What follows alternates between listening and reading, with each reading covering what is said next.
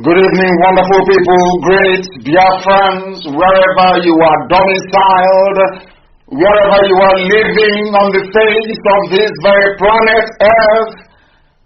I welcome you to an extraordinary session this very day, a very special program of Radio Biafra, live presentation on this very day, the 7th day of June, in the year of the Most High Elohim, 2020. The time now is 7 minutes past 7 p.m. in Biafra land, and 7 minutes past the top of the hour, regardless of where you are. That is how you know it is live. If you look on your clock right now, your wristwatch, if it is set accurately, it should be reading 8 minutes past the top of the hour.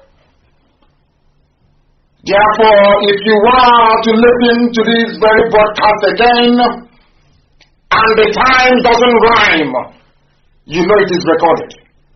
Or it's a replay, not recorded. We are not like Asarok. It is a live presentation. Humanity is at a standstill. Mankind is listening. Every important governmental agency around the world is listening to Radio Biafra this precise moment. And I will say good morning, good afternoon, good evening, and good night to those who, for them, it is midnight. I must say good night to you. Because regardless of where you are listening to us live and direct. We are simulcasting not just on my Facebook page, Martin Namdekano, not the fake ones set up by DSS. But the authentic page that Facebook has refused to mute because they are in cahoots with the government of the Zoological Republic of Nigeria to suppress free speech and our God-given right to agitate our freedom. I welcome each and every one of you. I will ask you to welcome those who are around you. We are on FM in Biafra and also in Lagos. We are on FM in Lagos, 95.1. If you are in Lagos, 95.1, you will listen to us. We are on satellite. We are on apps all over the place. Just go to Google and type, how can I listen to Radio Biafra? Abuja right now is at a standstill. All the places, should I say, where they call the four arms zone, everywhere is quiet. Do you know why? They are listening to Namdekano. Right? Call any of them and see if you will get them. You can't get them. They are listening to this gospel. Because they too want to learn. They too want to be set free. And we are going to set them free this very evening. My name is Namdekano. I am the leader of the indigenous people of Biafra all over the world, Banom. The very indomitable IPOB, the whole world, all the people don't know one in there. Who doesn't know IPOB? If you want to become popular, you must mention IPOB. If you want to become relevant, you must mouth IPOB. If you want to be noticed, you must mention Namdekano. If you don't mention IPOB or Namdekano or Biafra, you are nobody. That is how formidable we are. That is how immense we are. That is how important we are. And we owe all of that to the mercy and the grace of the Most High. Indivisible, eternal. Ancient of days. That is why we submit ourselves reverently before the throne of the Most High in heaven. Go and ask people to listen, because after tonight you will be tutored and you'll be lectured. Your lives can no longer be the same. I assure you that the zoo has crumbled, the zoo has fallen. Our enemies will try all the time. They will try to frustrate, they will try to subdue, they will try to malign, they will try to impugn, they will do all they can, as we have recently noticed, to see if they can slow us down, but they cannot. We are unstoppable. They call it arrogance. I call it no, it is confidence, because we know where we're going. They call it pride, and we say to them, no. It is because we know our onions, because we understand where we are going, and we cannot be deflected. It doesn't matter what you do. It doesn't matter how many people you hire. It doesn't matter. The plan is set before us. We are ipob, indigenous people of Biafra, the largest mass movement in the whole world. The largest in the whole, on this planet Earth, the largest in the whole world. By none. Who can stop us? But they have not given birth to you. You don't exist. That is why they say we are arrogant. We are unstoppable, and we will cross the disease is dead, of course, is dead. Today we're exposing it for the whole world to know. Let's first of all give glory to whom glory is due. We must give honor to heaven, because what God has done for us is immeasurable. Immeasurable. I'm telling you, it cannot be quantified. Never. The grace of God is upon us. And that is why we proudly proclaim it every day. Unashamedly. People can be as atheistic as they want to be. People can choose to worship idols, that is their business. People can choose to worship a graven image, that is their business, it's nothing to do with us. As for us, only one God in heaven invisible. The same God that Jesus Christ prayed to, the same God that Moses called upon, the same God that every faith, every religion calls upon. That one God is the one we worship. And in heaven, the angels are calling him Chukwukikabiama. We must pray in the language of heaven, because tonight is very special. And I'm sure, and I do hope, that you have come prepared. We are live and we are direct, and the whole world is listening. It is not pre-recorded. It hasn't been generated using a deep fake technology. We've exposed all of that. That is why we can no longer speak. Can you walk on email? I want to call upon heaven. Because as we pray, the angels are right now surrounding the throne of grace of the Most High, praying and bowing down before God. They say to God, you are holy, thou art holy. Ndị mmụọ isi na Chineke dị nsọ. Na nsọ ka Jehova dị. O wezi anyị ozi ka anyị wezi ndị dị ndụ. Ọ bụ ozi ọma Chineke na ka anyị na-ezi anyị wee na-ekwusi ike na-achọ onye nwe anyị na Chineke na nke bi n'igwe. Anyị amaghị ka anyị ga-esi wee ji anyị ma ọ bụ ụzọ dị anya ka anyị ga-esi wee too oyi. N'ihi na mmadụ dị ndụ apụghị ịghọta. Nghọta nke mmadụ dị ndụ adịghị omimi wee karịa echiche nke onwe na nke ebere n'ime eluigwe. Anyị wee na-asị na ọ bụ naanị gị bụ Chineke nna nke usoro nke ndị agha, the God of all the hosts of heaven. Onye nwe m mere anyị ebere. Anyị bụ ihe gị n'elu ụwa. Anyị bụ okike gị nna nke ebere iji aka gị wee kpụọ obodo Biafra wee dozi ya. Iwe nye ndị mmụọ ozi iwu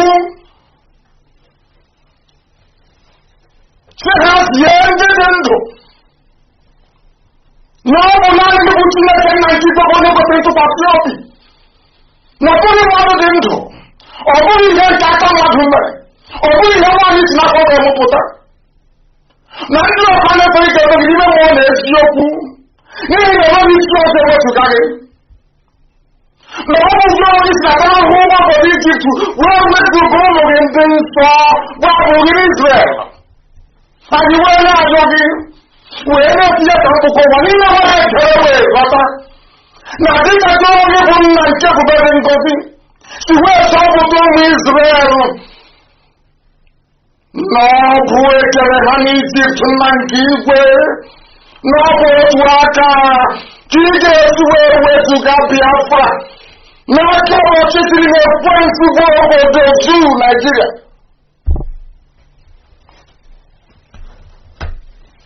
Chineke nna dị ngọzi, onye mmụọ na mmadụ na-efe, onye ebube ya ghọtachiri ihe niile nke nye onwe ya kere eke. Chineke nna nke ndị gboo, onye na-enweghị mmalite ma n'ime ọgwụgwụ, ihe niile ikere eke na akpọkwa n'isi ala nye gị. Onweghị ihe mmadụ dị ndụ bụ n'iru gị nna nke igwe, bikonu onye na-agbaghara mmehie, onye ji ndụ mmadụ na ọgbadara aka ya, onye ike ya niile na-enweghị atụ.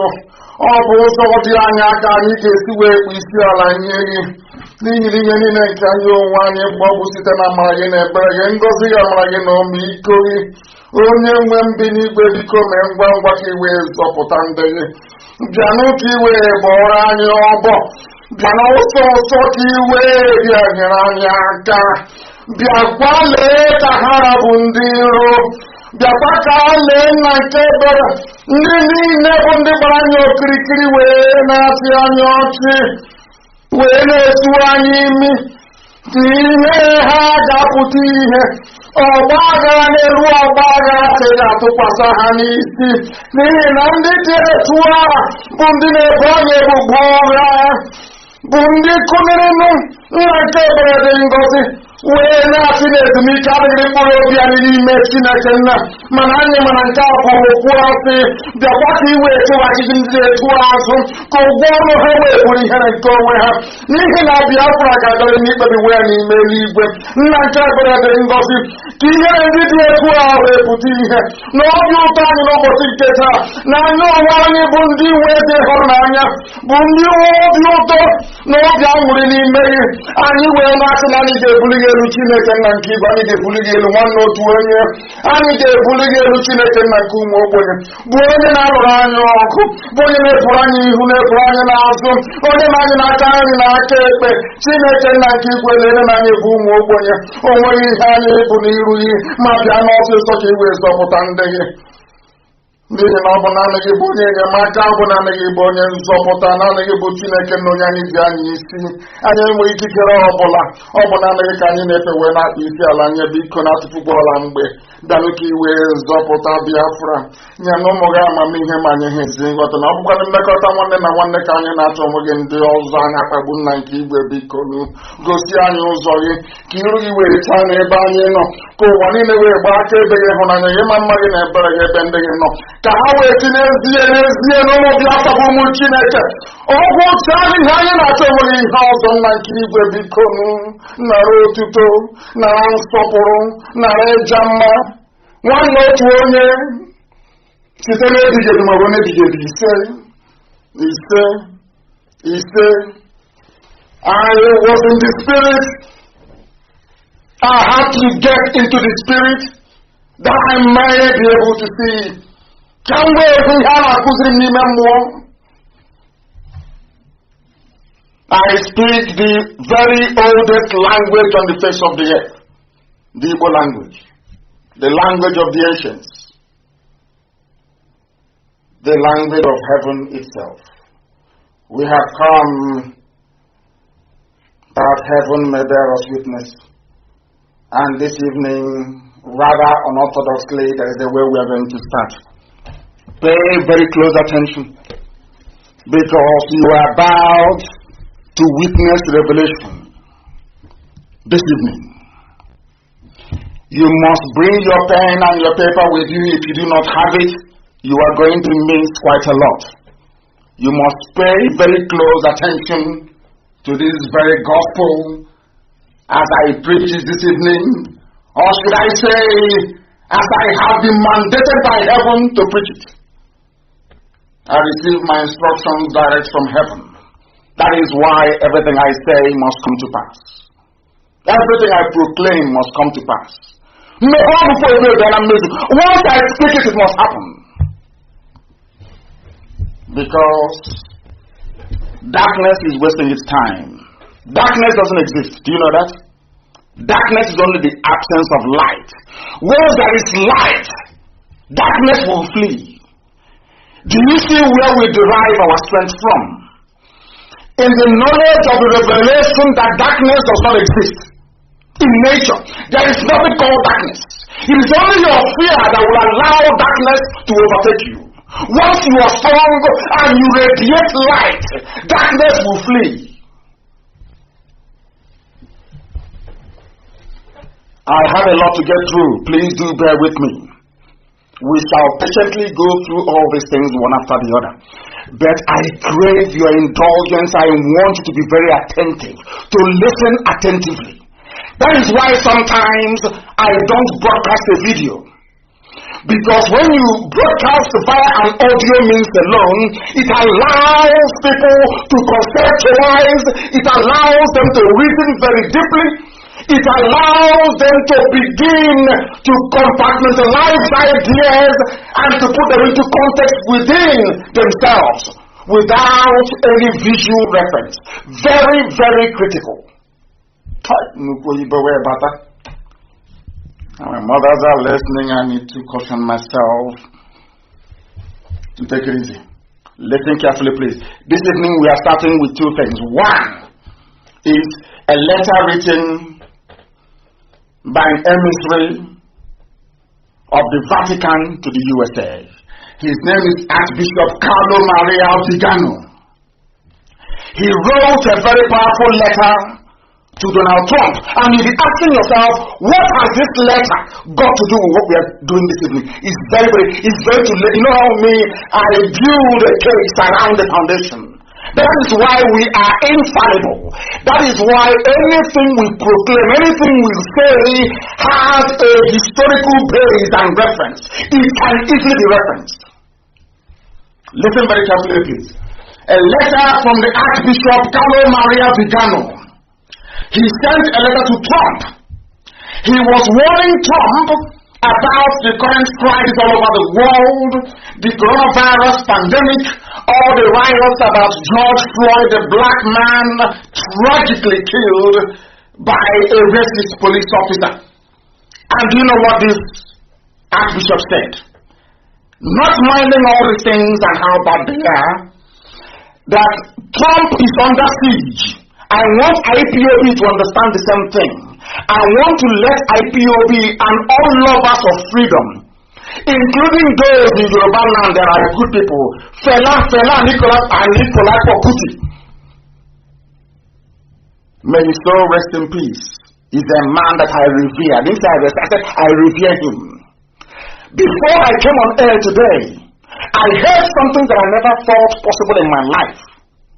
The daughter of Abiola was on television interviewing a Janjaweed Funtua. That's his name. He made his money by stealing. He was an MPN. He's a rogue, he's a thief. I know him very well. One of the cabals now running the zoo. The Kaduna Mafia that later metamorphosed into the Fulani Mafia. Or should I say the Fulani Cabal. They interviewed. Do you know what Abiola's daughter said? I never in my life thought that there are Yoruba people who can actually reason the way she did. She said to Ita Funtua, do you know that my father had to compensate the Yorubas for the death of my father? That was what she said. To compensate the Yorubas for the death of my father, the Yorubas were given presidency. Why don't you do the same thing to the Igbos? I said, are you sure she's Yoruba? I wasn't very sure until the Janjaweed was responding to her. And the Janjaweed said, your father, that was how I knew that was Abiola's daughter. I said, are you sure she's Yoruba? But it turned out that she is. So there are good people that also represent the light within Yoruba land. Albeit that the evil ones are overshadowing them. That is the essence of these very fundamental base I want to cast this evening as we proceed on this epic, I call it an epic broadcast. You must listen attentively and pick every word that I utter. It will lead you into the light and into freedom. I want to tell you that everything that is happening now is because Biafra is very close. So all the entities of darkness, they are converging. They are unleashing everything they can to see if we can be stopped or slowed down. But they have now realized that we are unstoppable. And that is their frustration. And you'll be wondering that what all the things I'm talking about Biafra, what has it got to do with a letter written by an archbishop to Trump? Now, let me reveal it to you. Archbishop was writing about coronavirus, the pandemic, and George Floyd riots. He said that what we are witnessing now is an eternal spiritual struggle between the forces of good and that of evil. The same that is happening with Biafra. And it's a very good thing that all of a sudden, Hausa, Kanuri, Gbagi, Ibirao, Batama, Jukun, name it. Everybody now knows that Biafra meant well. I'm using the word meant, past tense, to refer to 67. Now everybody now knows that Biafra meant well for them, and even today, in this contemporary time that we live in, that Biafra means well for everybody. Now they know that Biafra means well for everybody. Do you know what has been happening over the years? According to this archbishop, the struggle that Biafra was facing was not only physical but also spiritual. There are those who inhabit the realm of darkness. Their job is to make sure that light never shines. As I was going through this letter, I was astonished. I couldn't believe it. And as Elohim will always go to before I came on air, I received a press statement from Asarok. It is so fortuitous, it's unbelievable. Fortuitous, please. Those who are writing, you must reference me correctly. This is it's incredible.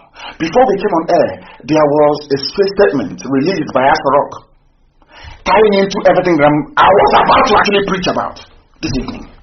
Starting from this very letter. Do you know what the Archbishop said? He is encouraging Trump. Listen, the same way I'm encouraging ipob and all good people, those with the spirit of Fela in Yoruba land. That Abiola's daughter, I don't know her name, I'll try and find her name. There are good people like that. Those in the mode of Paya Debanjo, those who don't change. Not those who will blow hot in the morning, in the evening they are cold as ice water. No. Consistency is the key. It doesn't, the enemy will come. Don't see any verbal personal attack or whatever. I said, if not, that means you're not doing anything. If nobody is chasing you to arrest you, that means you're not a freedom fighter. If nobody is trying to stop what you're doing, that means that what you're doing is not effective. Do you know what the Bishop said? Trump continued to fight the fight. You know what he said? On behalf of the children of light. That was what got me. The same thing I have been preaching for nearly 10 years. The children of light. I said to you, wherever you go in the world, wherever you have blessed children of light, darkness will come. The forces of evil will come. And you know the funniest thing? Darkness and evil are not very strong. All you need to do as light is to summon the courage to produce the necessary energy to be able to bring your light to shine. Once your light shines, evil will flee. Archbishop Carlo Maria Vigano said to Trump, Continue your fight on behalf of the children, in quote, children of light. The same thing I've been preaching to you from day one. Now we proceed. But before I do so, I want to also situate this whole Floyd business on George Floyd. Very sad he died. I want to play what Fela said many years ago about the hypocrisy of the then Nigerian government saying they are fighting apartheid. I want to play it for you very briefly so you can understand that hypocrisy.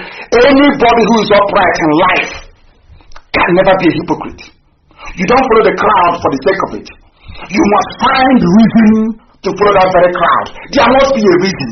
Do you see why I revere Fela? Consistency, it does not matter. Fela was a crusader. Fela said that evil is evil, good is good. It doesn't matter if that evil is in South Africa, whites against blacks. It doesn't matter where it is. If you cannot condemn what is happening in Nigeria, you cannot condemn what apartheid is doing to blacks in South Africa. I want to play it very briefly for you. We are just weaving, should I say, the fundamentals together of tonight. I said there has never been a program like this before. Heaven gave me a message to preach. There will never be one like this ever again. I'm telling you the truth. Listen attentively.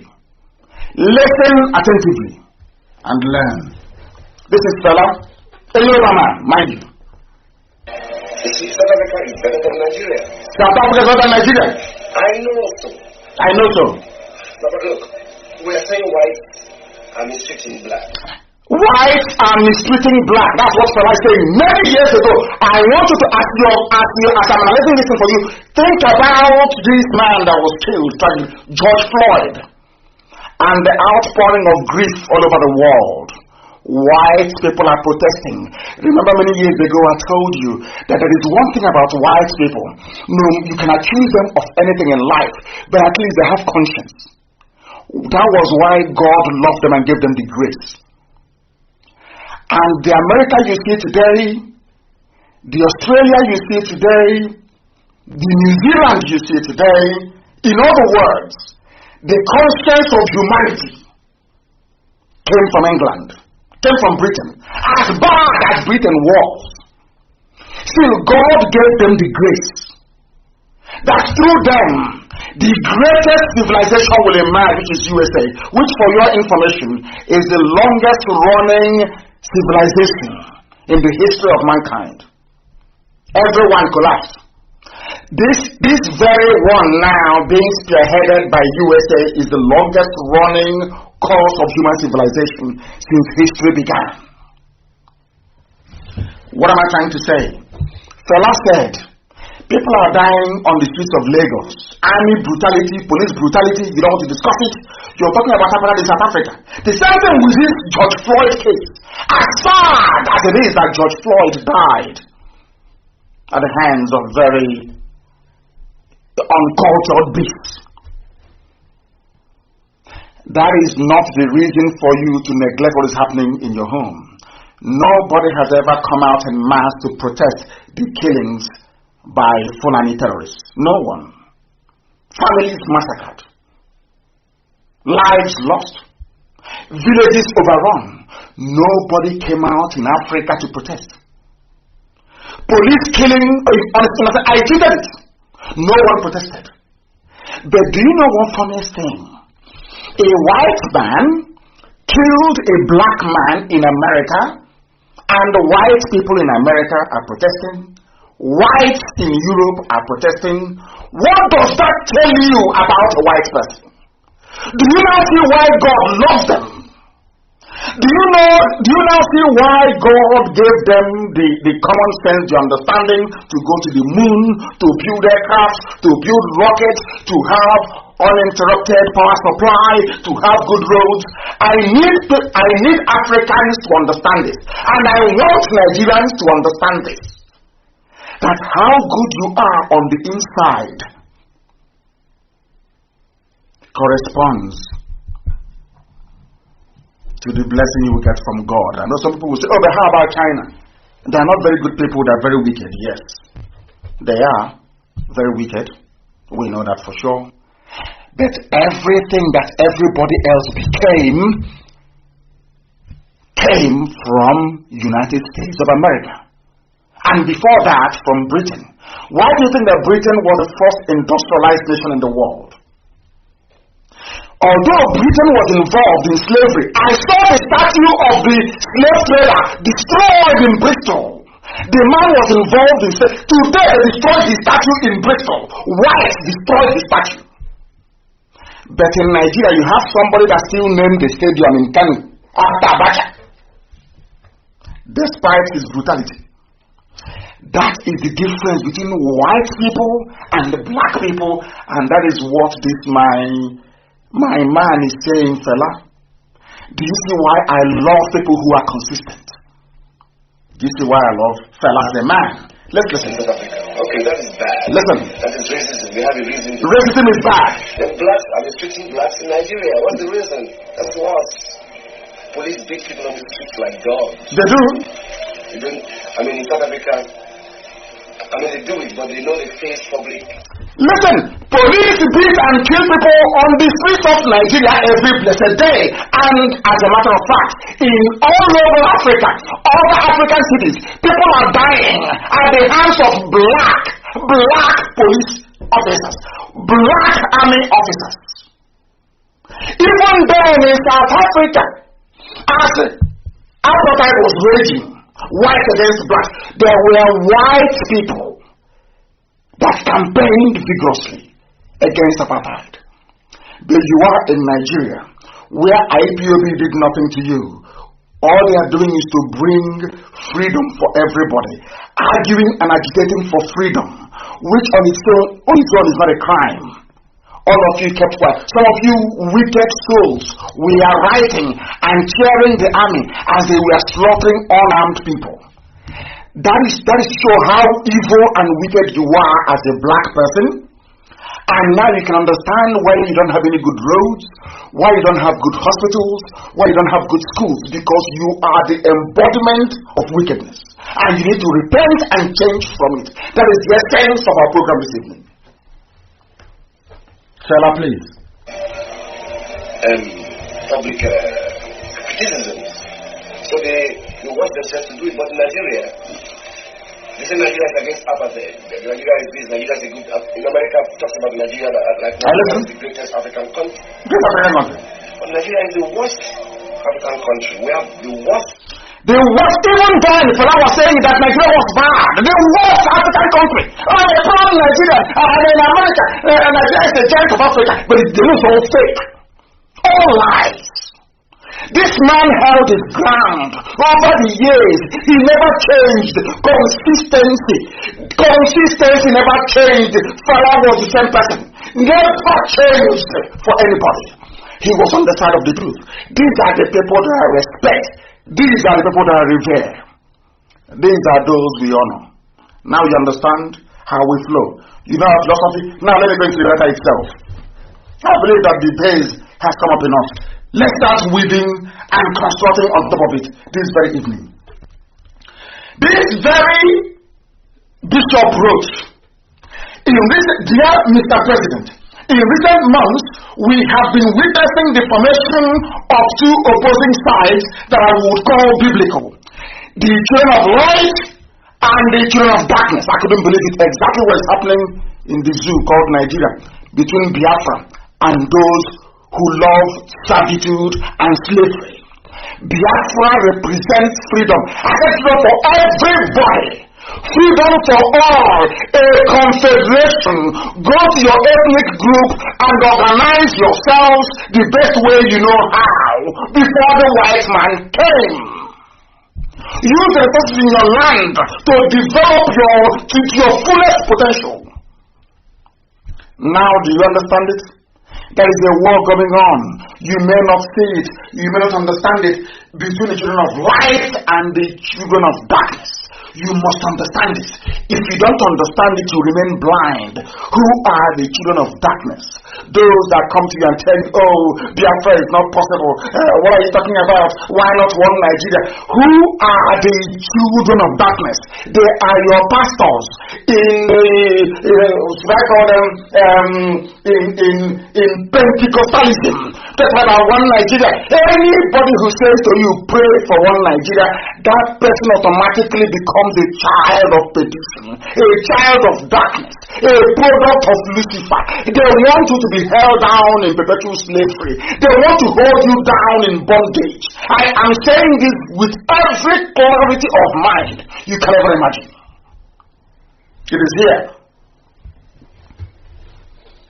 It's Yoku. In recent months, we have been witnessing this battle that in the zoo called Nigeria. These children of light that is in Biafra, we have been fighting darkness in Fulani since 1967. Total darkness. That is why no good roads, no good schools, no hospitals, because you are in darkness. Now the children of light, that is Biafra, we've been pulling you, telling you there are better ways to do all these things. Go back to your house, go back to your village, build it, make it look great. And the forces of darkness have been prevailing until we came, or should I say, until Chukwokika Abiyama determined that we should come. Listen, the children of light constitute the most conspicuous part of humanity. We are the greatest. The bishop is saying that we are greater in number than the forces of darkness. And ask me how, and I will even prove it with the case of the zoo called Nigeria. How many are the Fulanis oppressing all of you? They are not up to 30 million. All the Fulani are not up to 30 million. Do you know what the bishop said? The bishop said, listen very carefully. His archbishop actually, please. He said, do you know what is very funny? That in nature itself, that the children of light outnumber the children of darkness. That darkness in them is in the minority. Do you know if you go to your house now, or those of the time, go and switch on the light bulb. It's dark in Biafra land. Go and switch off the light bulb. What will happen? Darkness from nowhere will come. Isn't it? From darkness, you see darkness immediately. Switch on the light again, there will be no darkness. And as long as that light is on, listen carefully, as long as that light is on, darkness can never come. Darkness only exists when there is an absence of light. As long as your light bulb is on in your room, darkness can never come. Forever and ever. That is how God made this world. That's how it is. We outnumber them. We have more resilience than them. But for you to switch on that light, for that bulb to be on, it requires energy. Maybe the dam needs to be running. Maybe the gen needs to be running. Maybe you need to put petrol in it. That is what we are putting in every day. That is the effort we make every day. In other words, for you to allow the light to continue shining, you cannot afford to be lazy. But funniest thing is, darkness is very lazy. And it looks for lazy people and eats them up. Now, let's say you switch on your light bulb. And the petrol in the generator finishes. Darkness will come, isn't it? If you are too lazy to go and put petrol in the generator, what happens? That darkness remains. Until you get up from your bed or your couch or your settee to do something about it, darkness remains. It will stay there, it won't go away. But any time you replenish the generator or the power generating plant decides to switch on the light, what happens? That same second, darkness will flee. Once there is light, that darkness is gone. That is why, as strange as it may sound, darkness is not a natural phenomenon, because it's from the devil, from Lucifer. It is not. That is why it cannot stay on its own. Because if there is light, for you to bring darkness to cover it is almost impossible. You can't. Can you cover the sun? Of course you cannot. Now you understand. And very soon now, We are at 12.7K on Facebook, which of course is even a suppressed number because they wrote a special algorithm for us. But I can assure you, before I get to the really juicy part of this broadcast, they push us down to maybe 5,000, but it doesn't matter. People are listening all over the world, on YouTube, on every app that is known to man. We are on satellite, and we are also on FM. So it doesn't matter what they do. Now we continue. Do you know what they said? They said these forces of darkness, like the Clintons and all the rest of them, they hold strategic positions in government. They are in politics. They are in the economy. And they're also in the media, like Channels TV. That devil is everywhere. It's everywhere. This is a letter written by an archbishop to Trump that I'm using to form the basis of our program this very evening. Do you know what happens? On the other hand, these very two opposing forces, they have a biblical nature. They found a clear separation between the offspring of a woman and the offspring of the serpent. Snake. There is a difference between a man born by a woman and a man born by a serpent, or those led by vultures. Do you know that the Fulanis only managed to leave the foothills of the flagellum when the vulture arrived? Vulture led them out of the foothills of the flagellum. Are you aware of that? The Fulani race. If they have an emblem, it will be a vulture. Are you aware of that? You people, you know, there are many things that a lot of people don't know. A lot that I will teach you here. Or Elohim will teach you through me, not me. There are those who, although they have 1,000 defects and weaknesses, are motivated by the desire to do good. Are you following? IPOB? Listen carefully, let me repeat. This Archbishop, Roman Catholic Archbishop, he said, although they have 1,000 defects and weaknesses, they don't have to be perfect. You don't have to be. You don't have to be. As long as you are motivated, your driving force every day, that light in you shining, is motivated by a desire to do good, to love one another, to be honest, which is what we are doing here, to raise a family, which is what all of us are doing, to engage in work, honest work, to give prosperity to their homeland. Those in Lagos, are you listening? And to help those who cannot help themselves, the needy, and obedience to the Lord of God. Hey, are you listening? Are you listening? On the other hand, there are those who serve themselves, those who are work contracts to their family members. The Kiaris, they are in NNPC, the Buharis, they are in NNPC, everywhere, sovereign wealth fund. Fulani, Alamajiri, no, let's say Janjaweed, because Alamajiri actually is more house. Janjaweedism is what belongs to the Fulani. They serve themselves. They have no moral principles. They want to demolish families, as they are doing now right now in the zoo. This is a letter unconnected to Biafra land, unconnected to Nigeria.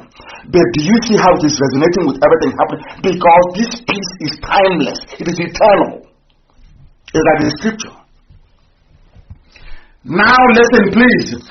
These are the people that serve themselves. You know what they do? They ferment internal divisions. Now I need to... I don't know if Roman Catholics to be Archbishop if they drink tombo. I need to buy him palm wine. This man that wrote this.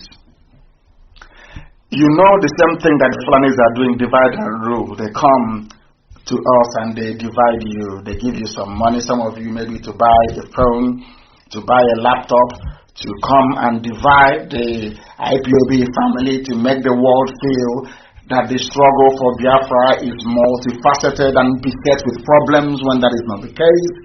All of this nonsense that you do. Some idiots speaking from here and there, from both sides of the mouth when they are hungry, yapping as usual, mouthing their rubbish, thinking their fellow Janjaweed will come and save them when the time comes. And of course we know it's not possible. Giving you the impression that there is internal division. Fulani, they ferment wars.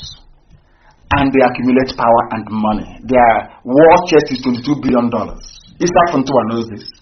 He knows this very well. And to them, the fallacious illusion of temporal well-being, just to eat and own house in Dubai,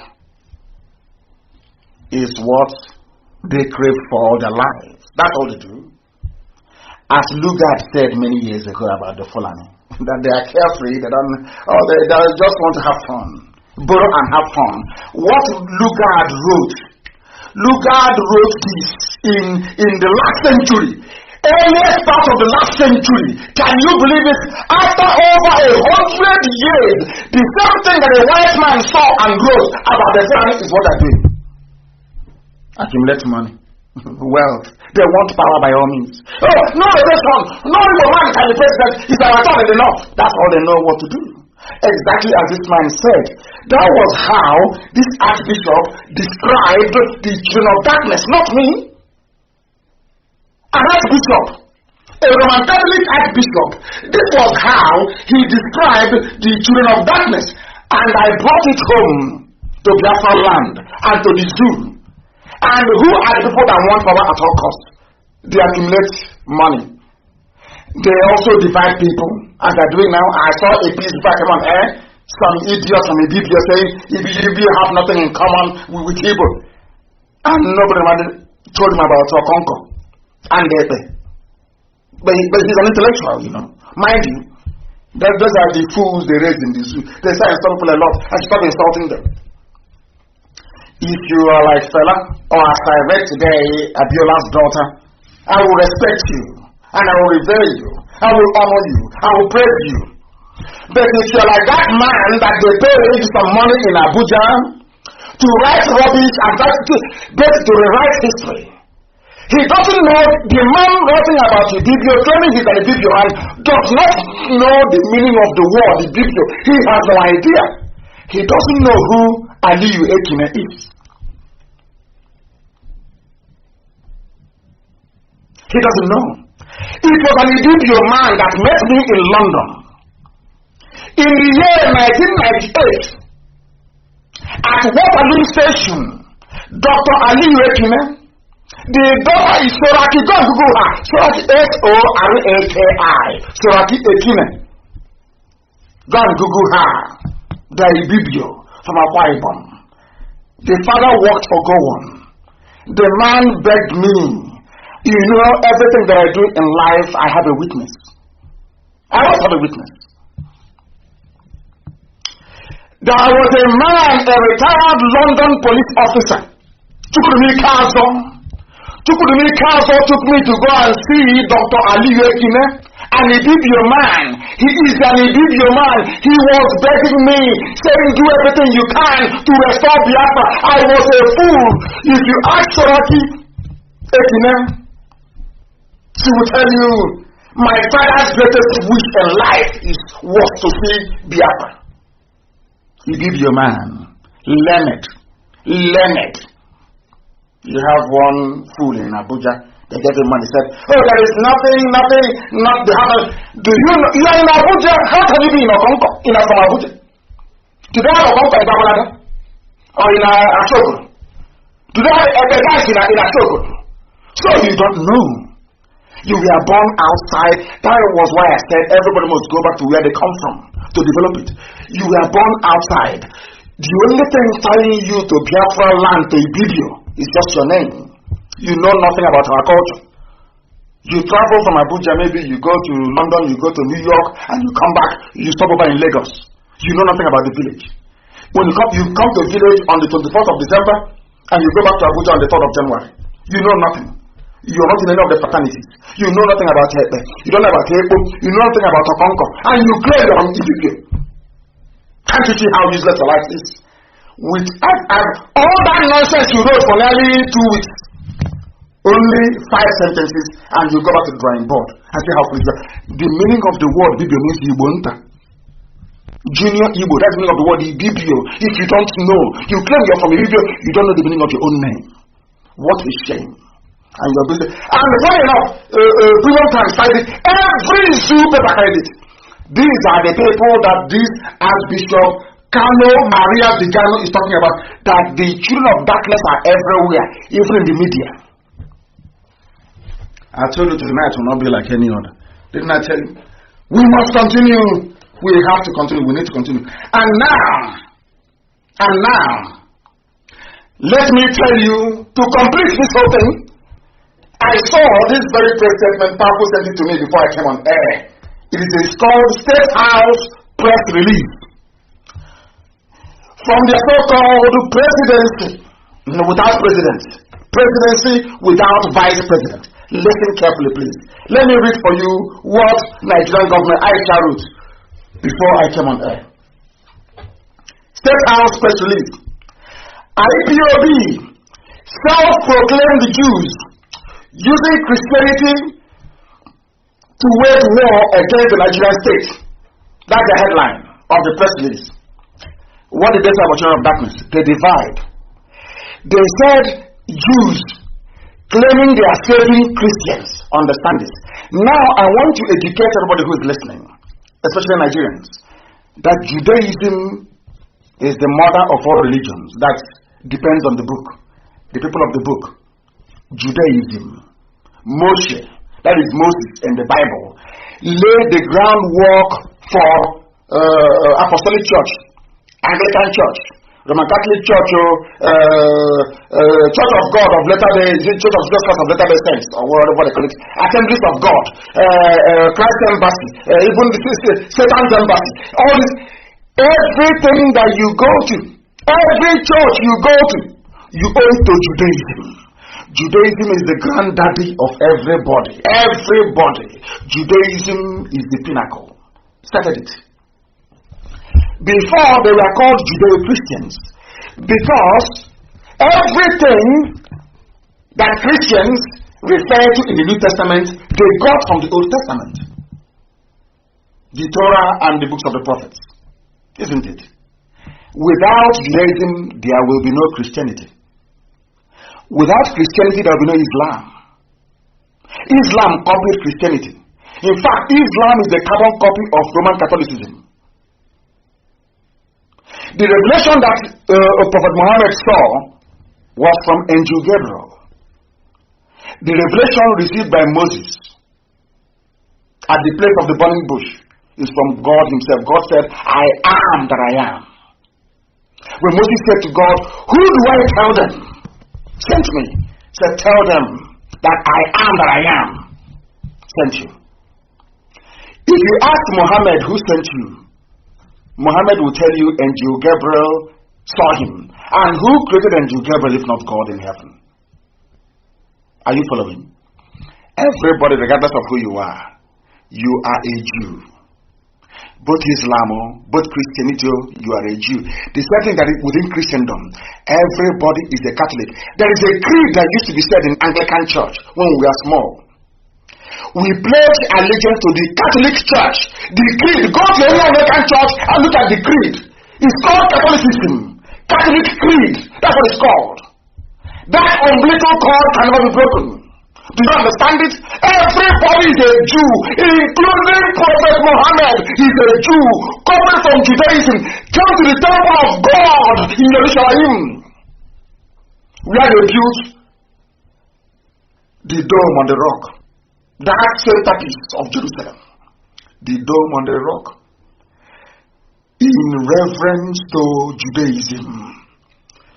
Prophet Muhammad left Arabia to come to pay homage to the God of Israel. And inside that very temple of the God of Israel, they built the Al-Aqsa Mosque. Inside that same temple of Solomon in Jerusalem, rebuilt by King Herod, all the Christians of Europe fought many wars for many years to go there to receive legitimacy. Without Judaism, there will be no Christianity. Without Christianity, there will be no Islam. All this nonsensical garbage is because they want to better themselves at the expense of knowledge. Do you understand? Look at what the Muslims pray with. It's not chaplet. Look at it. That thing they pray with. It's not chaplet. Look at the way the women dress. It's not the same way that the Catholic women dress. Is it not the same way I'm asking? Prophet Muhammad's first wife was a Roman Catholic sister. So you don't know that Muhammad married a Christian, a Roman Catholic? So you're not aware? And they will come to distract you. They are the children of darkness. That is their job, to take you away from the path that will lead you into light, into darkness. That is what Nigerian media have been doing, because they represent darkness. That is why nothing is moving in the zoo called Nigeria, because all of them are in it together. Children of perdition, children of darkness, and we are in constant battle with them because we represent the light. That's what the bishop said. Let me read what they wrote from the president. They want to divide us. They're telling you, in Judaism, MNK is practicing Judaism, ipob is Judaism, therefore the rubbish. Without Judaism, no Christianity. Almost every gospel in the Holy Book made reference to the book of Psalm in the Old Testament. What is Judaism? Old Testament. What is Christianity? New Testament. That's all. Combine them to become the Bible. Isn't it? So that now you see how divisive they are. They want to divide us. You know I was telling you, if you're a Christian, don't mind them all. They are practicing Judaism, so they cannot fight for you. So the people now, I'm sure, George Lloyd, that died in America, or Lloyd George. So people fighting for him are people that went to Black Episcopal Church in America, or Black Pentecostal Church. So people campaigning for him in Norway, in Denmark, they go to his church. Do you see how a black man reasons in Africa? Now, instead of you to say, ipob is fighting for me, I'm a Christian in Southern Kaduna, they want you to think that only a Christian can fight for a Christian. Do you see how divisive they are? I will continue. ipob is self-proclaimed Jews, that we are self-proclaimed. We are all Jews, everybody is. You are, everybody is. Once you believe in one God, one indivisible God in heaven, you are a Jew. One God, because the person that received that revelation is Moshe. The only person that was only one man, he said, who says I am that I am? Go and tell Pharaoh, I am that I am. I have no name that man can pronounce. If you believe in one God, we call him Chukwu. Chukwu Kika Abiyama, the supreme God, the creator of the heavens and the earth. Through his work, we know him. Abiyama, come close, you know him. All of you are Jews, everybody is, for your information. The night people really go to school, talking, writing rubbish every day. The practicing Judaism, we are the original seed, the original from the beginning. Forget the nonsense the Europeans gave you, because here we speak the truth. Always. If Judaism is not number one, why did Europeans fight 100 years to get into Jerusalem? If Judaism is not number one, why is it that Muslims say they will die rather than give up a place that is not their own? They have two mosques on the Temple Mount, on the Temple of Solomon. They are claiming something. So if Judaism is not important, why are Muslims willing to cause a third world war because of it? Simple question. If Judaism is not important, why did you have the Knights Templars in Europe for nearly 700 years? Because Judaism is number one, original, number one, that our ancestors used to worship. Number one. If you don't know, let me tell you. This is the press statement from the presidency. The presidency wishes to draw the attention of all citizens and the international community to a most misleading campaign spearheaded by the so-called indigenous people of Biafra, using false allegations of persecution of Christians against the Nigerian state. Are you listening? They did not mention Upper Niger Congress. They didn't mention any other group. Nobody. Only ipob. Can you hear me from the presidency? Do you know why they are complaining? Because tomorrow now, one idiot will come and say, oh, it's not I did it. I was in Washington. But I've been telling you from day one, there are some diplomatic moves we are making that the eyes cannot see. That very soon you will see it, and this is the result. The world is now calling them every day, saying, what are you doing? This is what IPOB is telling us. And now they are responding, telling the international community that the so-called are no longer proscribed. Can you see how all of a sudden IPOB is no longer a terrorist group to them? Before, that person who would say the proscribed, the terrorist and proscribed, illegal, illegitimate IPOB, all that is gone. It's all, it now belongs to the past. What it's now saying is the so-called indigenous people of Biafra using false allegations of persecution of Christians against the Nigerian state. A very deep, please, Amaka, please release the press release, they put it everywhere. Powerful, send it to Amaka, so they can put it everywhere, so they can read it yourself. A very deep and wide investigation by an agency of the Nigerian government working with international partners have made us become aware that there are two interconnected campaigns being run concurrently by almost children of life IPOB in this regard. And that's why it is gone, completely gone. People play with IPOB at their peril. They don't know who we are. We destroyed Nigeria. Talk less of a nice security guard. Somebody said to me once, I am used to counting in millions, so what is thousands to me? We bring down people that think they cannot be brought down. We destroyed Buhari. We destroyed Abakari. And I said on the wrong. Where is Buratai? We destroyed people who are men. Talk of ordinary guard. In the night, they talk tonight about it, checking the pipe to see if there's any leakage of kerosene. You want IPOB to remember you, to talk about you, so they can give you more money. Okay. It's only a thing. If you want to deflate a balloon, you don't use a sledgehammer, you don't use a rod, you don't use a plank. It's not like tiny pin, you can't see it.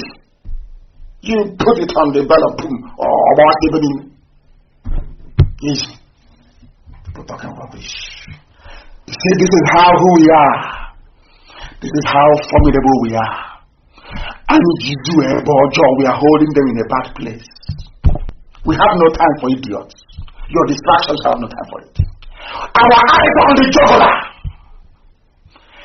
I will decompress Nigeria. I will destroy Nigeria completely. As a complete destruction, I said, by the time I finish with Nigeria, the name Nigeria won't exist. They removed Biafra from history textbooks and geography. By the time Nnamdi Kanu is done with Nigeria, the name Nigeria will no longer exist. This is finished. After I went on to say that IPOB is using the cover of Christianity and calling for a U.S. special envoy. IPOB is calling for a U.S. special envoy, not any other person, not any other group of people. Hey, you people in IPOB, you don't know who you are. You don't know the waves you're making all over the world. You don't know how strong you are. You have no idea. You have no idea how powerful you have no clue. You are being discussed in every government. Even, you know the funny thing, even in the midst of COVID-19.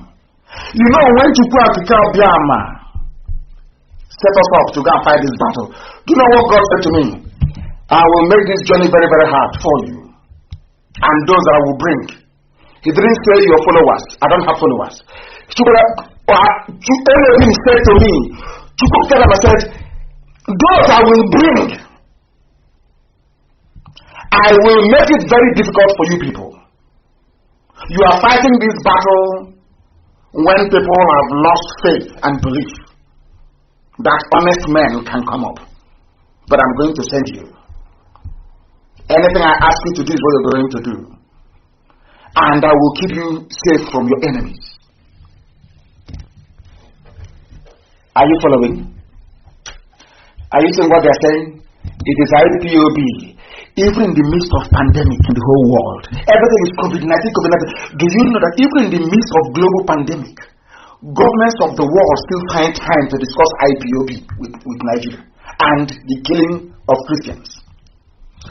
According to Asarok, not anybody, according to Asarok, they said that their partners have told them that they are under siege because of IPOB. Everybody, if you're in Southern Kaduna, if you're a Christian in Sokoto, if you're a Christian in Bauchi, a Christian in Meduguri, a Christian in Taraba, a Christian everywhere across the zoo, according to Asarok, it is IPOB that is fighting for you. That's the meaning of this press statement.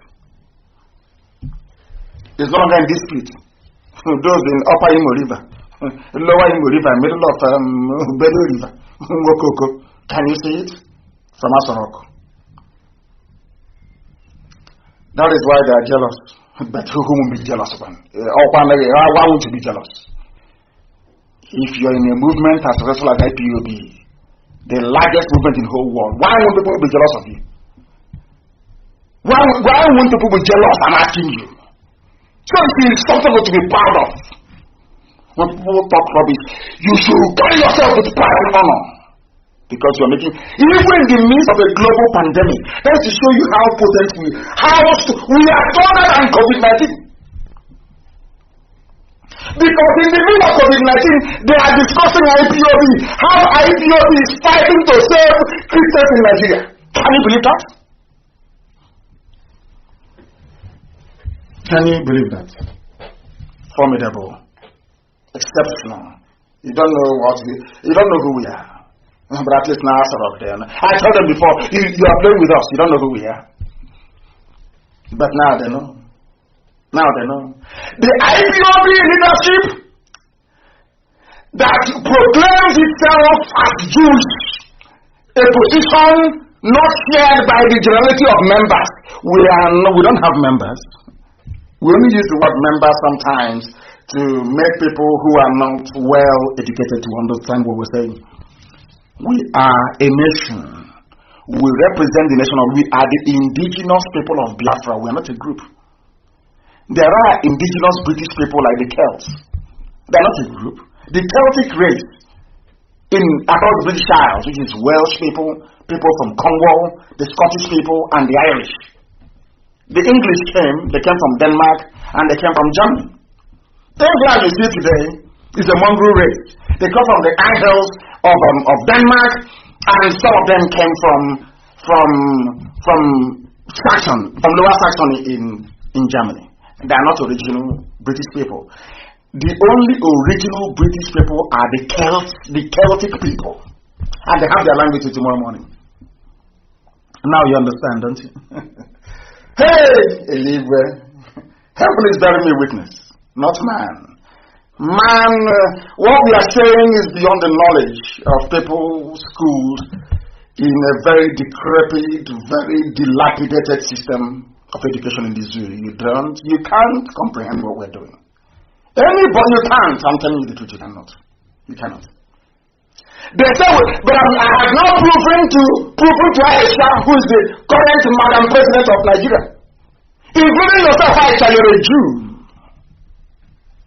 If you're not a Jew, there is nothing that the dome on the rock will be doing inside the temple of Solomon.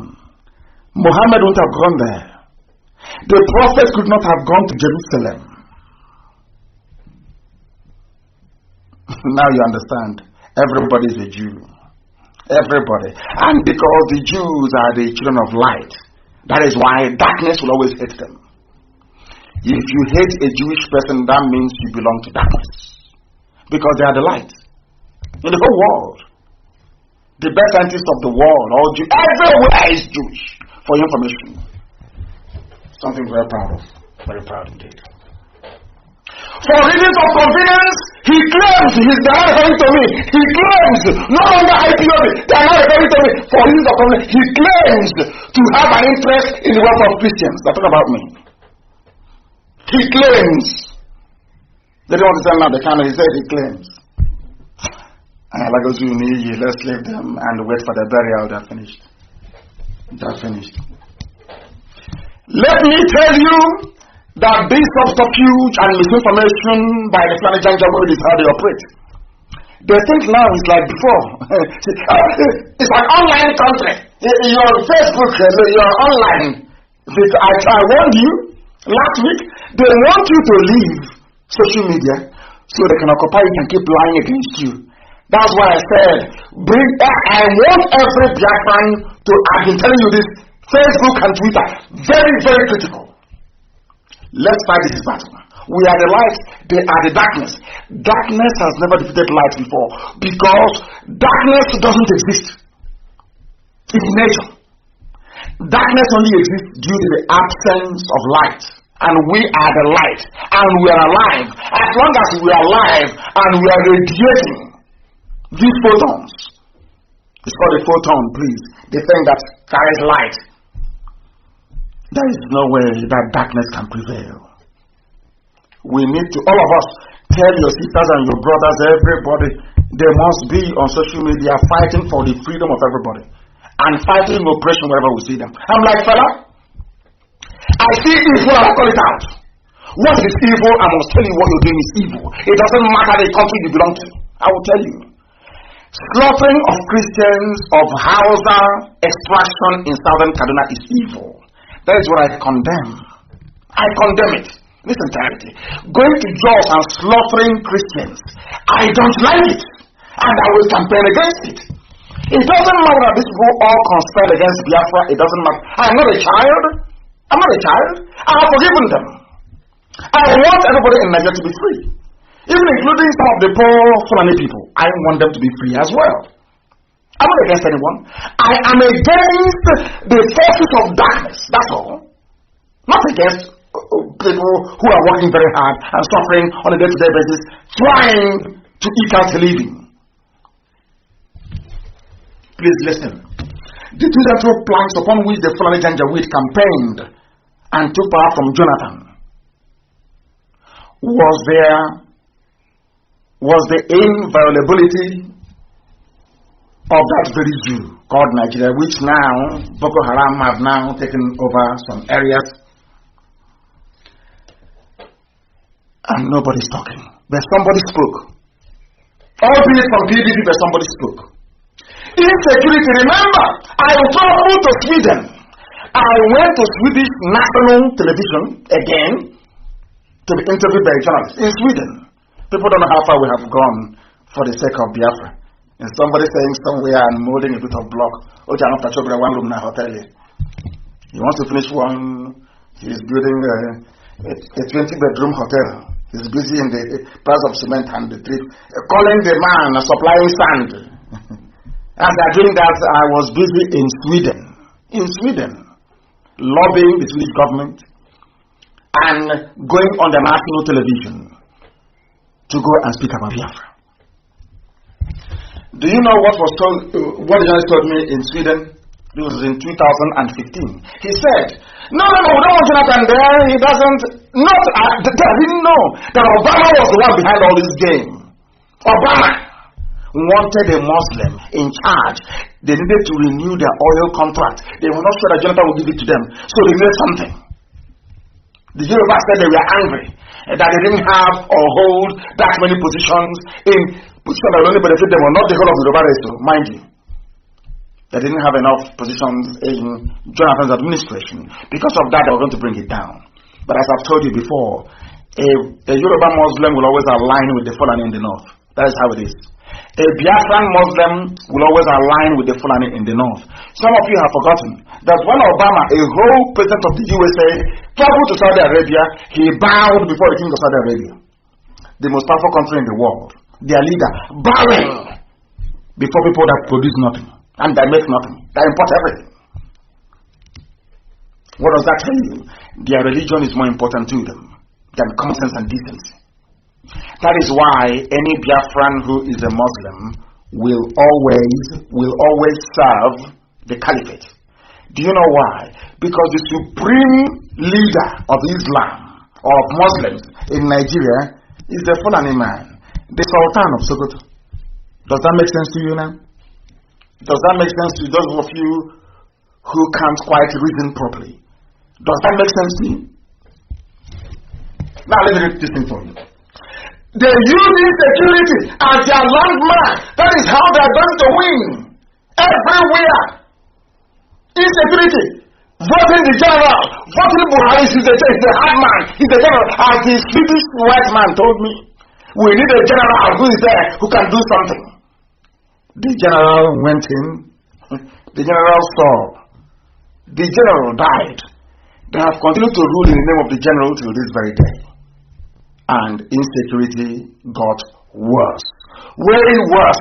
Can you imagine Jonathan being in power?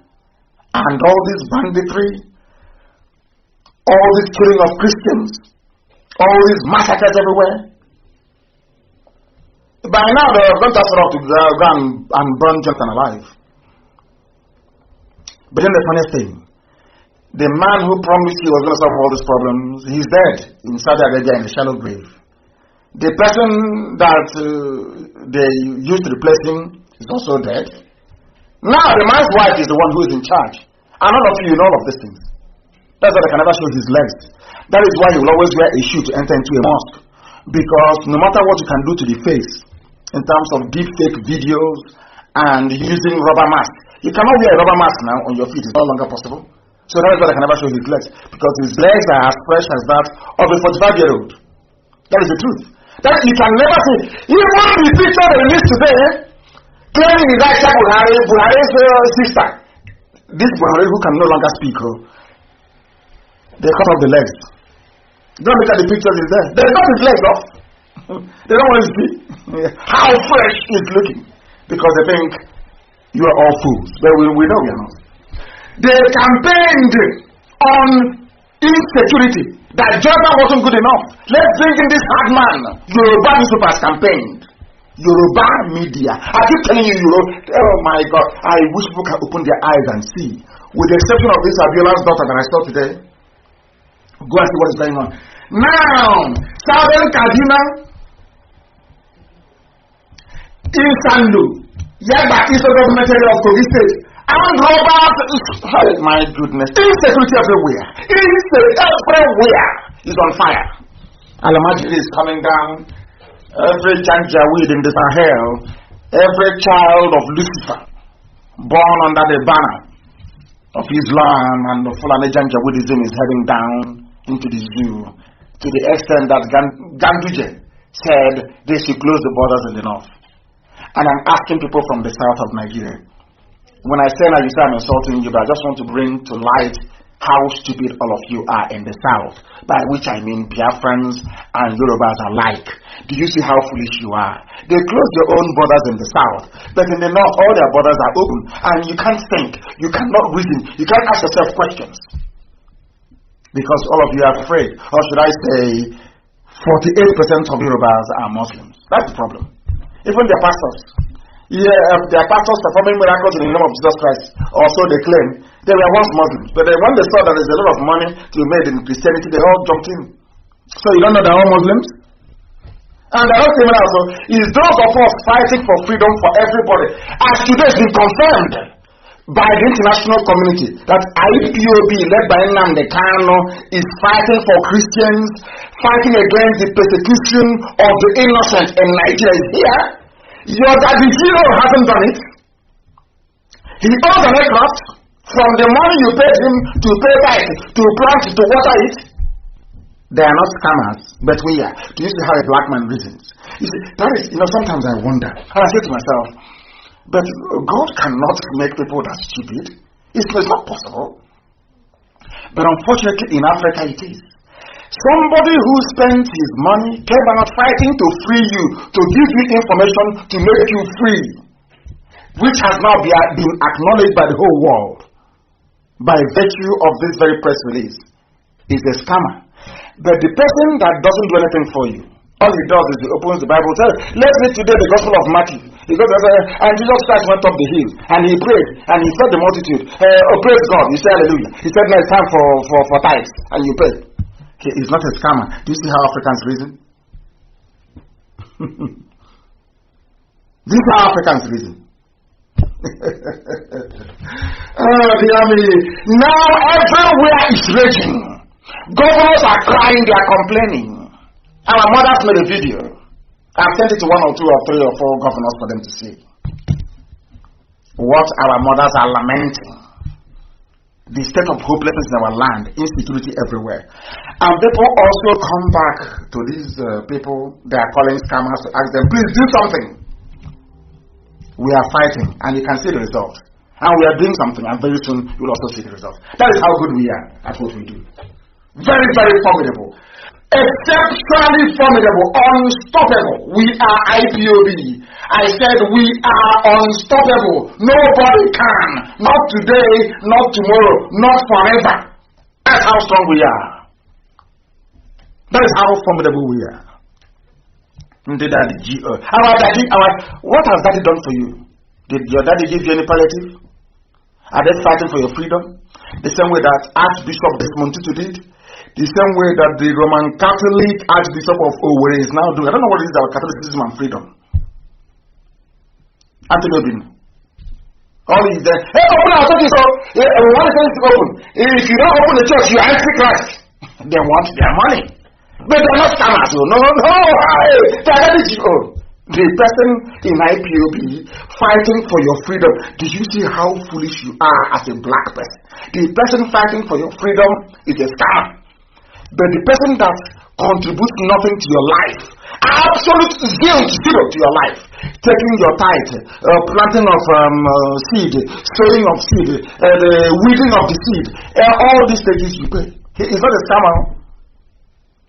He has a private jet with your money. He's not a scammer. Do you see how foolish you are? These black people in this city. When I say this, I'm not insulting you. I just want to bring to your attention how daft you are, so that you may change. That's all. I'm not saying it to condemn you. I'm saying it so you can go back, look yourself in the mirror, realize how slightly stupid you are, and then change your ways. And know that it is only IPOB that can lead you into the light. And that light is freedom. That's what we represent. And that's what we preach. Every blessed day. There is insecurity everywhere. Insecurity everywhere. All they do is to steal, lie to you. Oh, Tinubu 2099, Tinubu 5092, all that rubbish. But they will not say that Tinubu is the one collecting the toll gate money at Ajan Lekki Road. He is toll gate. Tinubu in his pocket. Jagaban. He's our president is Tinubu. Toll gate from you. He is not a scammer. He is not a fraud. Do you see how foolish you are as a black person in the zoo called Nigeria? Tinubu is not he's a presidential material. A thief is a presidential material. Those who are campaigning and fighting for you to have 24 hours electricity, to have good roads, good hospitals, for you to be able to run your lives the way you want, the way to make meaning to you. No, there are fraudsters, but the one building toll gates, the one asking you to come to his university that you paid for out of your tithe money and offering money that you then have to pay for to go to, they are saints. And you're telling me you're well mentally. I very much doubt it. This is a live presentation of Radio Biafra. We are live and direct, and the whole world is listening. The whole world is listening, and I'm going to shock the zoo this night. I want to let the Fulani Janjaweed know this. I want to let Aisha, because Aisha is the one now who is the Madam de facto president. She is the one in charge. Aisha, this is her third boyfriend that she's using now to be wearing the mask of the husband. That is the truth. One day you thank me for it. I was telling you before that after all was empty, there is no president, they are all gone. You said no. Now that you have said it, you may be able to listen. I posted it. I can't lie. I am under divine instruction, and I can't lie. What am I lying for? And I'm not lying. I think I tell you the truth. When I told you that Buhari was there, after all his empty, you didn't believe me.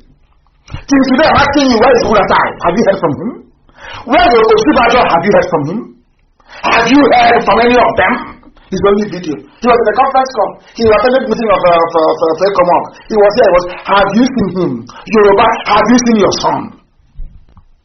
Everything I tell you is gospel. It's your Chineke. Now listen to me very carefully. I'm about to reveal the plans of the caliphate, so you understand the way they operate. Now, anywhere you see a lorry broken down, Dangote lorry, they take off the tire, it's broken down. That place is a place where they have used to supply arms to the janjaweed in the forest. Anywhere you see any broken down Dangote truck in the south, go into the bushes. The Fulanis are there. The arms are there. We know. We found them. But I cannot tell you what we are doing with it. We have the arms for information. Right? What's the talking about? Today's date is Sunday the 7th of June. Today is Sunday the 7th of June.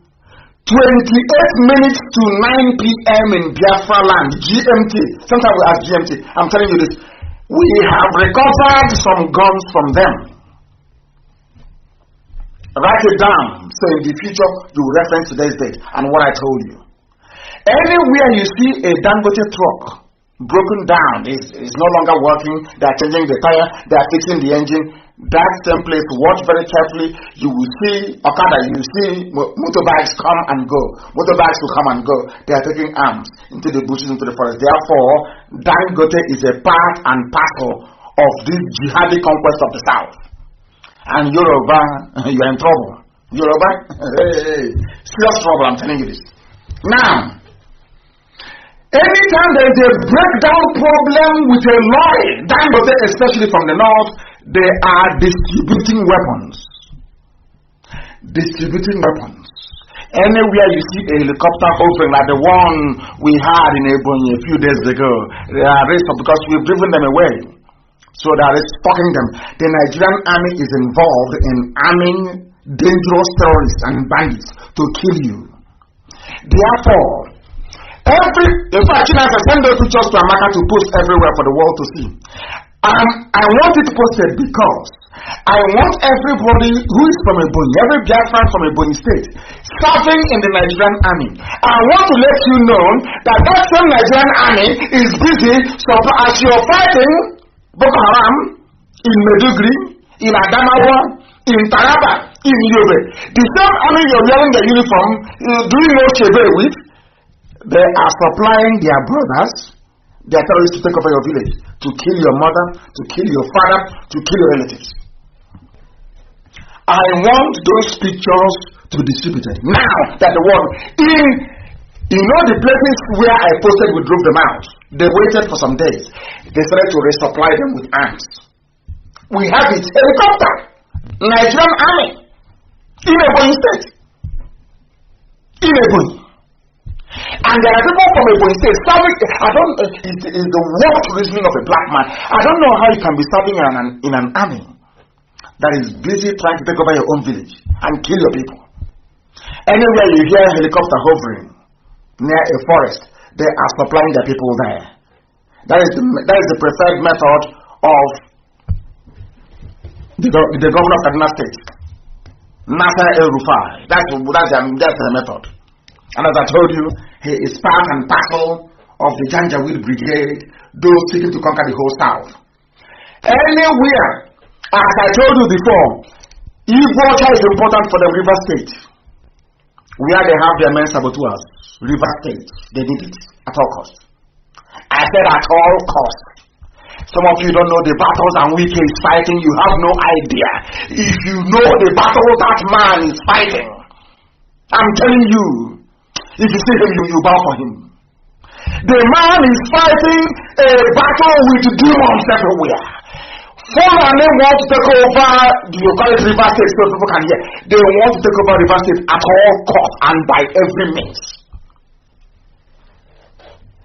I said at all costs. They have brought out their people to confuse you. They need it. That was why they got that idiot to write and say, if it is not my happiness now is that people have now discovered where they come from. He didn't say Nigeria Delta. See how we killed off the whole Nigeria Delta nonsense. No longer Niger Delta. You know it's we Niger Deltans. We have killed all that rubbish. Answer your name. What is your name? Ibibio. So we can know you. What is your name? Igbo. So we can know you when we are talking. What is your name? I'm a job. So we can know who you are when we are talking to you. They want Igbo to go because they need the oil. They are very lazy. Children of darkness. They don't go to work. They have nothing. For them to continue to have access to the oil and the oil revenue, they need to maintain their stranglehold on power. And Igbo is critical. Now you know. People are advising us. I spoke to a very high-ranking security officer, and they said every home must get a double barrel. I spoke to a high-ranking person in the army, a Hausa man.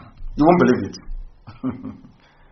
After telling me how great they think what I'm doing is, that they couldn't, they as Hausas cannot believe that a Biafran can be fighting for them. A Hausa military officer is telling me this. Oh dear me. He said to me, tell your people everybody must go and get a double barrel because they are coming. No, they're in the bushes already. They're going to pour out very soon. The more, you know what the man said to me? An hour top production army. You know what he said to me? The closer you get to revealing what is inside that rock. Now people know. He said to me, now, he said before when you were struggling, all these years, you have not passed 60%. You know what he said to me? On Thursday, now, 65% of the people of the North now know that what you're saying is true. There is no longer. And I asked him pointedly, as an army officer, you are Hausa. Is there any Buhari in Asarok? He said no. There's no Buhari there. I was a man. He said to me, it's very ironic. We are looking up to a Biafran now to save Hausa people. Oh dear. Oh dear. He said to me, go to the radio and tell your people, everybody must buy a double barrel and keep it with you when you're sleeping. Because they are coming. It's the plan of the government. And they are diverting your attention. Oh, we know one. Igbo presidency. That presidency. Go and register. Join the Super Party. All diversionary designed to take your eyes away from the threat and the danger. Which is the Fulani people in our bushes. They have come to take over our land. Listen very carefully. Those that said that the zoo is indivisible, has it not divided already by itself? That somebody can come and simple making the argument that, oh, you cannot come out and say, oh, the presidency is your turn. The same people that when Jonathan was there, they kept saying, it's our turn, it's our turn, it's our turn. All of a sudden, they are now in power, like the Islamic Brotherhood always does. You know, the Islamic extremists, they always go to polls to go and win election. Once they get into power, they're not telling about Islam and Sharia. That there's no election anymore. That's what they have done. They were clamoring every day. It's our turn. We are robbed with Yeradua. You must give us our mandate back. Let's complete our turn. From completing their turn, all of a sudden, they are now saying that all these traditional presidency, is it presidency unlimited? They are trying to be clever. Full of anything, they are smart. It is only Yoruba cowardice that is making Fulani feel they have power. I'm saying it live so the world can hear. I don't hate anybody. I tell you the truth. The only thing giving Fulani courage to be killing people, to be doing what they're doing, is the cowardice of the Yoruba race. And their unfounded and stupid hatred of an Igbo man. Those two things. If Yoruba can go back tonight and remove those two things from their mind, before God and man, I'm telling you, by this time next week there will be no more Nigerian, everybody will be free. Yoruba should stop being afraid of the Fulani. You must stop being afraid of them. They are like darkness. Switch on the light and they flee. As we have done. Now, how many slaves will you get from Biafra land now? We have changed them so much. Only the hardened ones, those they pay direct, are the ones now talking.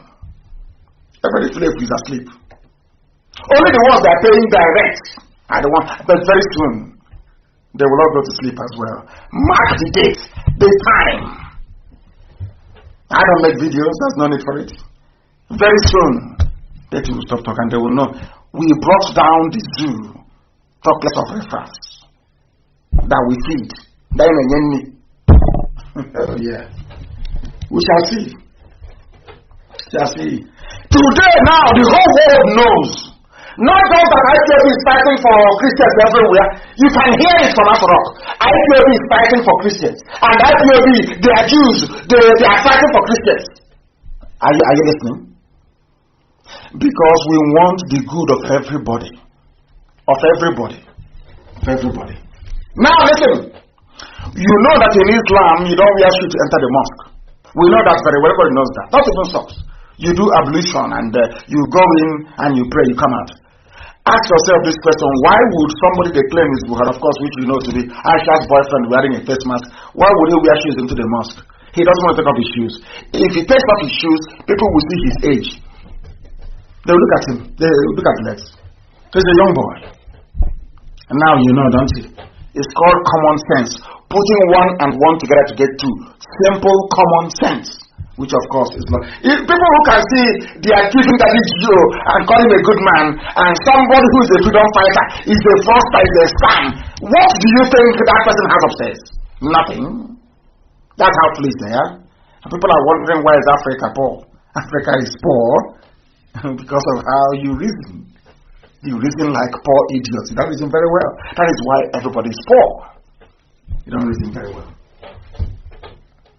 We must conclude based on the picture we saw yesterday. I'm trying to tell you what is happening in the zoo. That even the hitman himself is dead. Who is Buhari? Those is dead. They are carrying on the Janjaweed agenda. They are in a hurry. In so much hurry that the man with the mask couldn't even take off his shoes before he entered the mosque to go and pray. And he's sitting down on a chair. The old dead Buhari, even if he's dying, can never sit on a chair in the mosque. Never. Fulanism, or it's called Takia. They want to deceive all of you just to remain in power. As the Archbishop said, that is what children of darkness does. That is their job. They need political power to wreak havoc. Is that what happening in the zoo now? Deaths every day, killings everywhere. That is no longer news. And will BBC report it? That's thing about Africa. COVID-19. Will they report about the news of the dead or of people being slaughtered by the Fulanis? The answer is no. Nobody is allowed to pray in the shoes in the mosque, but only in the zoo called Nigeria. Only in the zoo. There are, when people talk about Biafra association, there are things they don't quite know about the views of the granddaddy of tribalism and ethnic bigotry. They try to accuse me of being an ethnic bigot. They have cleverly forgot what Ahmadu Bello said. I didn't start it. Ahmadu Bello started it by saying, although we are Nigerians, but I will not give job to an Igbo man. If there is no northern who can do the job, I'll give it to a white man. If there is no white man, then I'll give it to Yoruba, maybe. Didn't you hear when Ahmadu Bello said that? Are you deaf? All of you are deaf. Those of you claiming you're intellectuals and you're intellectual. What IPOB is doing? Were you deaf? When Ahmadu Bello was saying that, were you deaf? Today you're preaching to me about one Nigeria. When Ahmadu Bello, the founder of Fulani ethnic bigotry, when he was talking his nonsense, where were you? Where were you? You were deaf and dumb. We have the videos on my page. Go there, you scroll down, you will see it. Mouthing rubbish. You never said a word. Now, when I say my people should be free, I am the one who is at fault. You don't know that white people are intelligent. When I go to meetings with them, that's what I tell them. Oh, but Mr. Khan, they say they are ethnic bigot. You know what I do? I call our deputy teacher, put on that clip for them. And we project it on the wall. And by the time the clip finishes, you start scratching their heads. I said, okay, let's try item. And that one is buried. They don't know how prepared we are. You know, it's actually a very good thing. When we started, they said, oh, they are cows. They're uneducated, they didn't go to school. Then that reminded me of what we used to hear in the green when we were small. If you're boiling rice or whatever and you come out and you're busy playing video game, by the time you come, there'll be steam everywhere. There'll be sludge on the top of the cooker. If you're using firewood to cook, the pot will so much boil over that the liquid in the pot will quench the fire, the firewood will go off. Because you ignore that little pot. That was, you know that Elohim is miraculous. They looked at you, then, oh no, they're not intellectuals, they're not, oh no, leave them, they're doubts, they're looking for money, hey, they know nothing. By the time they came back, the zoo had crumbled. They are playing with us. They don't know who we are. Let me tell you what Ahmad Bello said in 1964. I tweeted, everyone has to be on Twitter. I tweeted and I said what the man said in the tweet that I made. That was yesterday. Go to Mazen Namde Kano on Twitter. Follow me on Twitter and become educated. Follow me on Twitter. My official account, I think, is 142,000 followers. And I love them because they retweet. All I'm asking you to do is just to retweet, that's all. Retweet only, that is all. Do you know what Ahmad Bello said? That man that hates Igbo so much. In the East, he never said the East, which means video. It means Kalabari, it means ethnic, it means Oron, it means Anan, it means Koi people, it means Jaran, it means Isekiri, it means Urobo. Everybody, he said the East. East. Ahmad Bello. If the East insists on seceding, which means that the yearning for freedom didn't start today. In 1964, before Nzogu's coup, before the war, even the Janjaweed, they knew we wanted to go to be on our own. Ahmad Bello said in 1964, if the East insisted on seceding, then other Nigerians ought to secede. Other Nigerians ought to concede such a right in peace. When the granddaddy of Fulani Janjaweedism, Ahmad Bello, was saying this in 1964, he said, allow Biafra to go in peace. But they did not want to ignore what he said, because at least I like them that way. They never ignore their past masters, even if they are dead. So to carry out that, to wage that war against the East, they brought Gowon, who is a Christian and not a Fulani man, to wage that war. Because if they are the ones waging this war, Americans and the French would have asked them, but Ahmad Bello said, allow them to go in peace. That's what Ahmad Bello said. Then why are you fighting? They said, okay, instead of us to implicate ourselves that way, let's call a foolish Christian like Gowon, make him head of state, give him the template of the war to go and fight a war. And that was what the idiotic Gowon did for them. Not saying that it's being used. Today they have massacred all these people. And they are crying in the Middle Belt. Don't you know that? You can't escape history. Not at all. Not at all. Not at all. And I mentioned the children of light versus darkness because I'll keep making references to it. Remember, you see why I like Trump? You see why I like him? Do you know that had it been Obama, who is the president of Obama, destroyed 5 African countries, for your information? 5 was destroyed. Are you telling me that this man called Adesina will be probed? There is corruption everywhere in the zoo. Every ethnicity, they're all corrupt, all of them. As long as you're in limelight, you're a thief. Do you know that after making noise, that the board of the African Development Bank, AFDB, have now authorized an independent probe of the president, Akinwumi Adesina? And who authorized it? Who asked for this probe to be carried?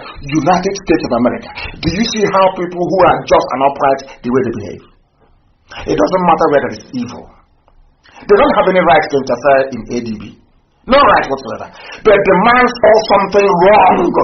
Something wrong. Nepotism in African Development Bank. What this are they? Is this Akinwumi Adesina was doing? I said, no, go and probe him. We have seen something. That is how honest, decent people behave. I have nothing against this man, but he needs to step down because he is corrupt. He is corrupt. Akinwumi Adesina is a corrupt banker in ADB. But because he's corrupt, see how they're protecting him. Obasanjo, you see how Aisha's boyfriend, because they need Yoruba, they need every friend they can get to keep Nigeria one. They need every friend, anybody who has friends outside to keep saying Nigeria is great. That's why they're supporting evil. That is why they're supporting evil. My goodness. But at least you say they're probing them. They're probing them because they're all thieves, they're all criminals. Where have you heard in your life that a presidential villa is on fire? Where in your life have you heard? They tried to break into the office. It was impossible to break into. Are you aware of that? Go and look at all the pictures they are now releasing, and the pictures they used when Abakari was alive of the presidential office is no longer the same. I wish China asked them to do something about it. Look for the old picture of Asorok. Look for the new picture of Asorok office, presidential office. It is no longer the same. That was why they said there is fire, so they can bring in bulldozer and knock the whole thing down and start again. Because they know I get my information from inside Asorok. They know I do. They know I do.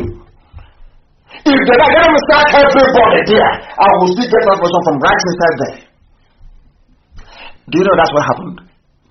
They had to build an emergency presidential office. Go and look and no, not even ipob. Anybody can do it. Look for meetings inside Asorok before the end of 2019. Then look for all, since Aisha took over with her boyfriend, look at all their pictures and tell me if the offices are the same. They're no longer the same.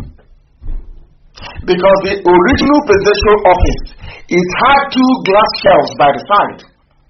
The new one doesn't have any.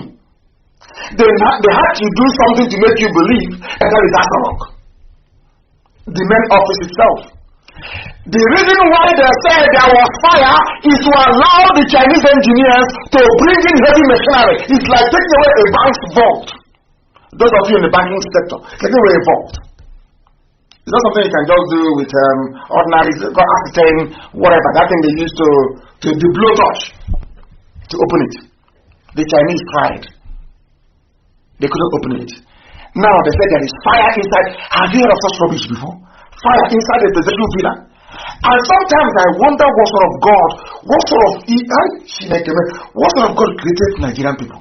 Who made you people that you cannot reason? Fire inside it, and people just dismiss it as if it's nothing. Unbelievable. Unbelievable. Somebody is asking me about Ambazonia. The news is not correct. It is not correct. From Ambazonia, it is not correct. I must say that as a fact, it is not correct. We have made our checks and have spoken to the leadership. It is not correct. The news from Ambazonia is not correct. I have spoken to the leadership of the movement. I have spoken to them. Fire in Asorok. Where have you heard of that nonsense before? The same Garba-Shehu. Maybe you have reconciled with Aisha. If you sack me, I'll tell the whole world what happened. It's all they're coming. You know, the zoo, they operate on blackmail. That's the way they do it. On blackmail. I can see that some of my Yoruba brothers are crying and complaining about Akinwumi of Africa. He is corrupt, he's a thief. And Trump called him out. Trump said, don't tell me that rubbish. Go and investigate him. And he's crying, and he'll be found guilty, of course. Because they can't ask for you to be investigated unless there is incontrovertible proof they've done something wrong. That is how it works in the financial sector. It's numbers and figures. That's where we know. After all is on fire. Are you aware? Central Bank fire. The General's office on fire. After all on fire. And people think everything is normal. You think everything is normal. This is why I call you zoo animals. That's why I call you zoo. Zoo people. Because you don't reason. Only animals reason the way that Nigerians do. They don't reason very well. Mind you, I said Nigeria, so I never insulted Oduduwa, Yoruba. I never insulted Biafrans. I never insulted Arewa. I said Nigeria. Please. So if you feel a Nigerian then and you want to feel insulted, that's entirely up to you. You are clear to do so. But there is nowhere in the world where a presidential villa is on fire. Go through your records. Go and check. How can there be fire? More than starting everywhere. For a fire to be reported, it had to be major. Common sense. Common sense. You think we don't know. They are now going to move the heavy machinery. Oh, there was a fire yesterday. Shebi, you know about them. Shebi, you know for else. There was fire now. Madam said there's fire. To give them the cover they need to bring in the heavy equipment to break down the office that has abakiaris and fingerprints. You have forgotten. It took them nearly 4 months when Buhari died to get Abakiari to access the office. Now Abakiari is dead. It will take them another 4 months to complete it. What I see now, they tried and tried and tried. They now have to go and take the pictures. They now have to stop a temporary office of the president. This one now has curtains at the back. They think we are foolish. They don't know who we are. Yeah, we are miscreants, so by the way, don't forget. They've grown tired of the name miscreants. What they're not saying is that they are scammers. They have a lot of what to say. Completely and totally. They are now called scammers. That's the new phrase. Your daddy GO is not. Those looting and burning everywhere, they're not. Black, Nishoji. Black. We have come to switch on the light that your stupidity will flee. Utopia. Very, very dark indeed. And you're wondering why you are suffering. We must do something. We are suffering. We are suffering too much in this country. Your stupidity is why you're suffering. Your brain, the stupidity programmed into your brain by nature is the reason why you are suffering. You are black. You are suffering the same way they're killing us in America. Are you telling me that had black people developed one slightly different country in Africa, that whites will be killing you? How many Asians have they killed? Can't you ask yourselves, how many Asians? They are killing blacks in America because Africa, black Africa is a disappointment. A disappointment. That is why they are killing blacks in America. You don't know, let me tell you. The time now has come to almost 9 p.m. in land of Biafra. I must preach. Elohim gave me a message, and that's exactly what I'm delivering this evening. A message that must be preached. Buhari is not in charge of us all, says Professor Soyinka. Soyinka said, well, my first reaction was, thank goodness that people like Omar spoke. He always hits the nail on the head. And then he continued, well, I'm appalled. I'm very sorry to say, I have been studying the trend over the past year and a half, and I believe this president is not in charge of this nation in so many aspects and directions. I am convinced he is not really and totally with it. There is no president. No longer Nnamdi Kanu IPOB is saying it. But Soyinka is saying it. Everybody is saying it. But because darkness is still in charge, that is why you are blind, you cannot see. And that light is what IPOB is switching on, so that you can see that Asabok is empty. Let me have a sip of water.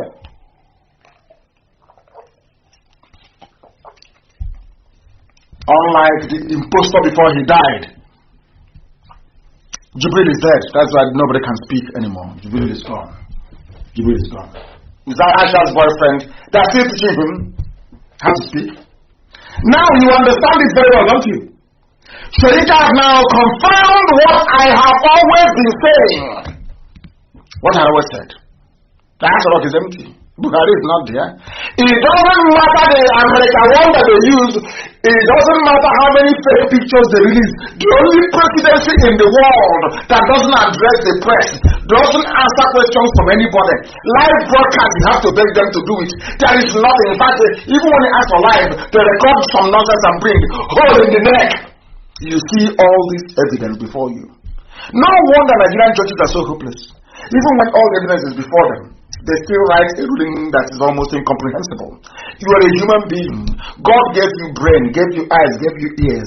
You saw somebody without a hole in his neck before. He traveled to Cuba. All of a sudden there's a hole in his neck. You couldn't ask questions. And you're telling me you're normal. You're a human being that ought to be respected. I sincerely do not think so. Now, Sharika have seen what you have seen. Now, the banditry is increasing. Now, the Fulani criminality is not just in looting and burning. They are killing people, abducting health workers in Katsina, even in the home state of the brutal terrorist himself, Buhari, who is now dead and buried in Saudi Arabia. There is Janjaweedism in full force. They consume themselves. Can you now see it? Even Katsina State is no longer safe. Elohim works in miracles. They thought they are coming after IPA, they're coming after Biafra to try to stop Biafra. But that same cancer is eating them up. And everybody is now getting their own fair share, isn't it? Of corruption. You know that Janjaweedism is a form of corruption. That is why a country, somebody tells me he's an Igbo man. He's from Ejo, he's from Ibibio. And you claim you are part of one Nigeria. But they want a collected loan on your behalf. That the money they will use to, where they will get the money to repay the loan is from your land. Yet you're not part of the beneficiary of it. And when you say you're marginalized, they say, what do you mean by marginalization? But you went and you collected loan of 22.7 billion. Yet there is no single allocation. Not one single allocation. Not a single one for Biafran people. Not a single thing allocated to Biafra. Not one. Look at the pictures of the Janjaweed everywhere. Where are they going to this night? Where are they going to? This is happening right now in Gariki, in Okunono, right now. IPO intelligence on the ground right now. 7:35 p.m. this evening. Hey, they dropped them off this night at Gariki Market. They are all carrying long bags. People are listening to this broadcast in Enugu. They are all carrying long bags, that is rifles and assault weapons in Gariki. The invasion is in full swing. This is live. I'm telling you what's happening right now on the ground. Right now on the ground. Right now on the ground. Unbelievable. The zoo is panicking. Right now, as I'm on air now, but the zoo is in turmoil. If your relative is working in ask them. Ask them what's happening to Aisha right now. Ask anybody in that rock you know. She's having seizures. And as I'm talking to you, the information is still coming into my phone. As I'm looking at it right now, Aisha is having a panic attack right now. That's rock. That they are finished. And I told her she would go to jail. Write it down. Aisha Buhari will go to prison. She will go to prison. This is what we call high crimes. And this is the proper prison. Subversion of the will of the people. The highest crime anybody can commit anywhere in the world. That's what is happening. They think they can get away with it. That means you don't know IPAD now. You don't know who we are. Honestly, you don't know. You have no idea. The people are finished. You don't know how prepared we are. We came prepared, fortified to pursue righteousness because our hands are clean. Very clean. We are whiter than white and whiter than snow itself. Unblemished. Isn't it very funny that those you feed are the ones turning around and saying that you're a scammer? The people you give food to. That's how demented some people are. Madness. Madness. You're a madman on the road that somebody gave you cloth, you're naked. And he came back and said, "Oh, that man there is naked though." But that was the man that gave you what you're wearing. Can you reason that through? Can you reason? They don't know who we are. Every place is gone in our land. There will be total cleansing, sanitation, everywhere will be clean and tidy. So that the world may know we are serious. That time is coming now. As I used to warn the zoo, I told them, and now it has said, hasn't it? Every sabo and traitor, one day I will announce on air, the time has come. You will beg. Then it will be too late. As it is now with the zoo. Prophet Ingila told them, negotiate now.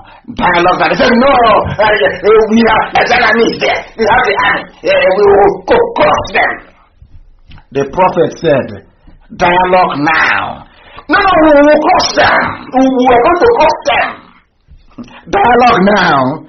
Because the time will come when you ask for dialogue and they will say, no, I saw Biafra in the spirit. Nnamdi Kanu is walking like a small pussycat, but behind him were lions and every wild beast you can think of. They never saw meaning into what he was saying. They have Nigerian army. Today, where is Buratai? Where is Abakari? Where is Buhari?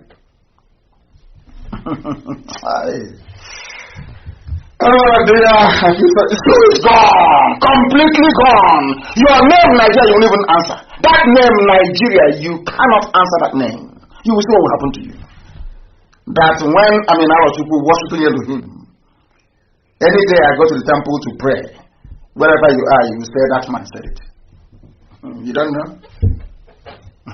You don't know that, do you? We are prisoners. Oh, another is crying at last, begging and crying. The 22, all they see is money. The 22.7 billion, there's none for us to share. They want to share the money. Now they're crying. That thing that ipob saw is from inside the bunker. Those of them on top of private jets couldn't see. It's only now that they're crying like little children.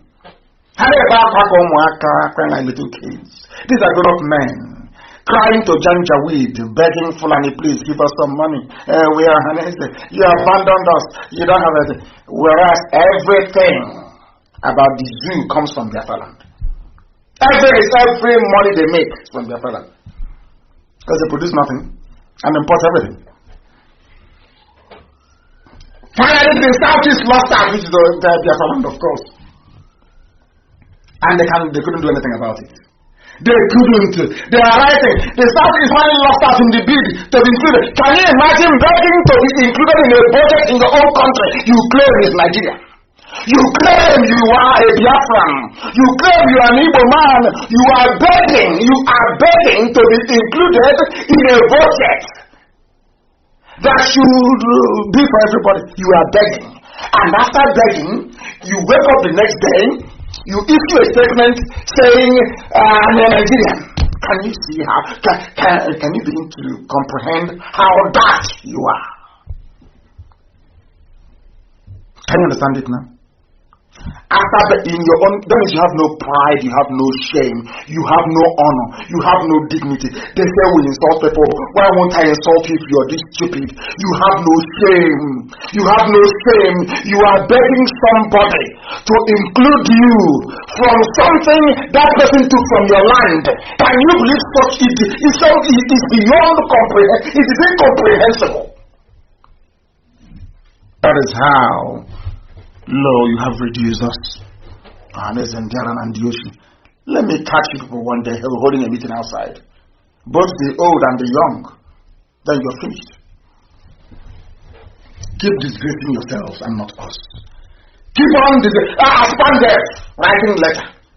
As long as I heard idiots. Unlike that we stand. Eat fools. Forgetting that Okobo is Igbo land. But we are land, when people talk, I can't understand how people can reason backwards. Hey, our land, this Biafra, it may not work. Oh, because we see, we are landlocked. You are a trader in Sabongeri. You have not been home before in your life. What do you know about our land? So you don't know Pobo is Igbo land. You don't know Ndoni is Igbo land. You don't know where those places are. Have you been there before? Do you see how people are shamelessly parading their ignorance by claiming our land is somehow Biafra and is landlocked, no access to the sea? Can you believe such stupidity? Coming from people that should know better. People that should know better. Opening their gob and pouring out rubbish. We have our facts and figures. They are now doing a movie for you in Asarok. In Asarok, it's happening.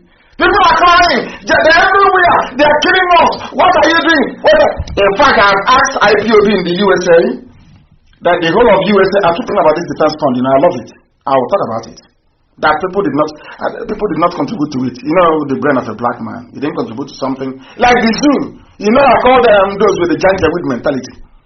You see how they're taking all our resources.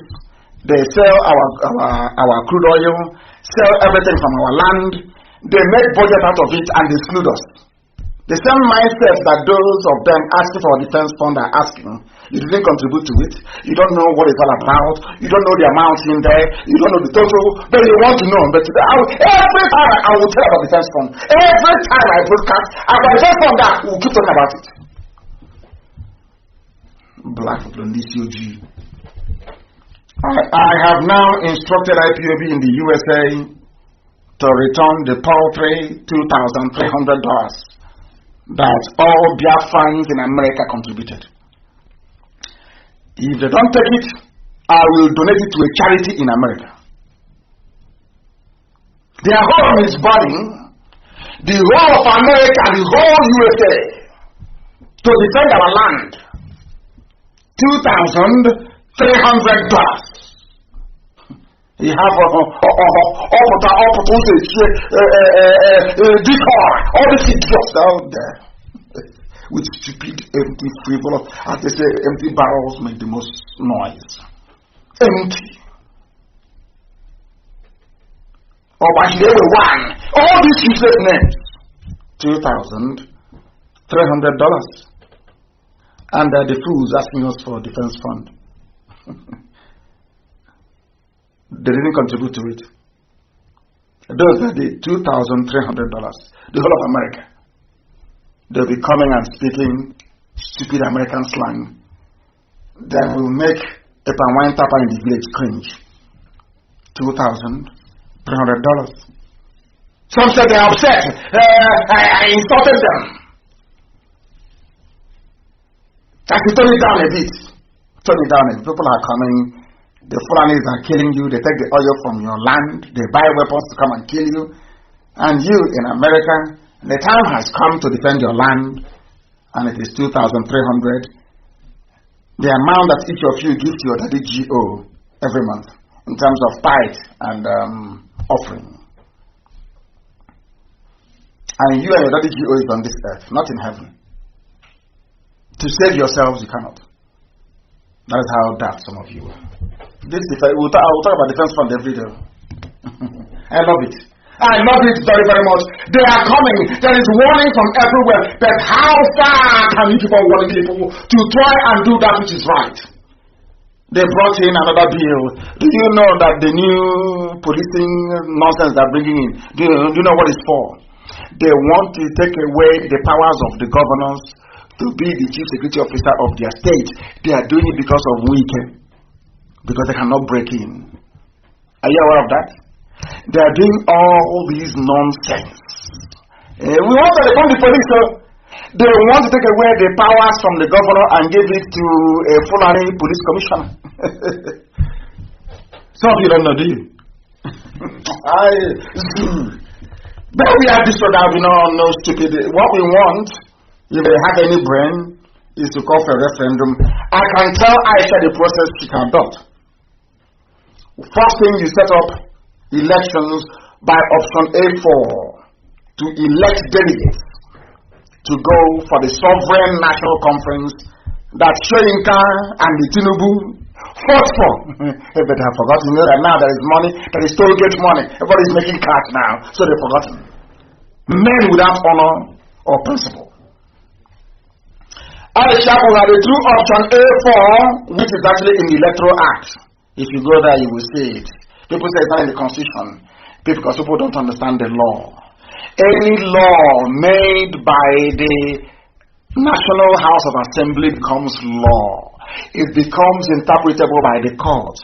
It becomes part and parcel. Therefore, you just don't have to look in the Constitution for something. You also look at the statutes. It is simple common sense. It is elementary one, law and government. Elementary one. Therefore, there was a law they made under Jonathan reforming INEC. In that very law, you can see it there that INEC are empowered or enabled by that law to conduct referendum and place beside. It is there. Therefore, it is now an integral part of the Nigerian legal statute. In other words, there is referendum in your constitution. It is there. I don't know how much they're going to pay me for these lectures, honestly. Oh, we don't have it all. You cannot do it. So, if you're going by only the laws in the Constitution, that means there is no need for the National Assembly. What are they there for? They're there to make laws. So you don't even know. Some people don't even know that the duty of National Assembly is not just to go and share money. Their job is not just to go and be sharing money. Their job is to make what is called laws. And that any law that comes out of National Assembly becomes binding unless it contravenes the Constitution. And in that law that they made, somebody should look for it, please. The law that Jonathan made, reforming INEC, that Electoral Law Act. I don't know the year that it is. Read through it very well. Find it maybe on PDF and do a word search. Type in the word referendum and you will see it. So there is referendum in the laws of Nigeria. So I'm asking Aisha now, what you can do is to use option A4. If you don't want the system to implode, and all of you will, in fact, you will die. I'm not even sure you will make it to prison. Call for using option A4, instruct INEC to conduct elections for people to popularly vote truthful men and women to go to a conclave, sovereign national conference, to determine the modalities for the nationwide referendum that will lead to the peaceful breakup of Nigeria. I won't give you this advice. I will not give you again. I know some of you are waiting to die to go and see 76 virgins in heaven. Your wish is about to come true. Unless Aisha follows this simple template, very simple. You don't need laws. Nigeria doesn't have any, should I say, legal framework to challenge any executive decree coming from Asarok. I call it a decree because, that's the way they think, like dictators. Aisha instructs INEC to use the provisions of the Electoral Act to conduct elections, electing people to go to a sovereign national conference to determine the terms of dissolution of Nigeria, or else what is about to come. Those who can should interpret for them. We are live and we are direct. The time now is approximately, should I say, 21 minutes 21 minutes past 9, and we continue to preach this gospel, please, because there are so many things for us to get through this very evening, and we must preach it. I'm not going to tell you how they intend to take over your lives as a result of their COVID-19 law. Have you gone through that law before? Somebody took time and made some observations and suggestions on the law, and it is incredible, absolutely incredible what they're trying to do. Fulani is out to grab power by every means, and they are determined, and with Yoruba media and with them in a very cowardly state, the Janjaweed will always get their way. And as I told them, August Okali is out and Olisametu is left. I want to tell those who are in Asarok, you can, by your own admission this evening, you can attest to the potency of IPOB. This movement that I lead, it is a movement, not a group. We are a movement. This movement that I lead by the grace of Elohim, this movement that I lead, according or going by your own admission this evening, we are very, very formidable. I thank you for releasing all Jews of Kalo. I know it's a thing of shame because I hastily came on air and I wrote on my page that all Jews of Kalo is free. Because of that, we need to show the world that now the Kano doesn't run Nigeria. You do. So you held him for more weeks. I understand. That's why I didn't say anything. You know, it's about shame. You don't want them to know that we have all it takes. So out of shame, you decided to somehow, play your game and delay him for some time. But thank you all the time for releasing all Joseph Okalo. I have one more person remaining. His name is Olisametu, and you must release him. You must, and I'm going to tell you why you must release him. Do you see what is happening to Adewumi Adesina of Africa Development? That's a child's play compared to what all of you are going to face, including the very mouthy and largely incoherent Isafuntua. All of you are in a deep mess. You know, they signed an executive order just a few days ago. All of you trying to overthrow Trump, you're wasting your time. He'll still be there for your information because God is in control. You're wasting your time. People are not that stupid. Democrats can bring out everybody on the streets. We are not that. We know that Trump is a good president for black people only if you have brain. You will understand. If you don't, it will just be like before. Obama was there for 8 years. What did he do? How many blacks were killed under Obama? How many blacks were killed? How many lives did Obama destroy in Africa? Obama gave you Buhari. Obama killed Gaddafi. How many? What did he do as a black president in America? People should go and sit down somewhere. Let's continue. My favorite man from the north is Bishop Coker. I like him. He speaks the truth. You know what he said? Nigeria is full of... I am saying this because of Olisametu that you're holding in Kuje prison. I am asking those of you who are responsible, what I call the full and illegal team. They decide who stays in jail and who comes out. As I told you before, is Magu not missing? Has EFCC been indicting anybody ever since? I'm waiting for him to indict one more person from the south, and he's gone. I am reading this thing out for the attention of those of you that claim you are following, you decide who is free and who is in jail. Those of you holding Olisametu, this is for you. It's for you. I am going to go by what Coker said. This is just opening shot. I know where to go. I know where to submit your names.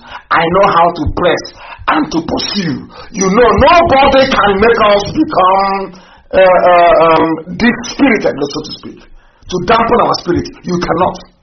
Ask Facebook, they will tell you. I'm even surprised today they're holding it at 11.8. I thought I know it would be about 3,000 because they know, even if they take us to zero, I will still preaching. So it's meaningless. Now listen very carefully.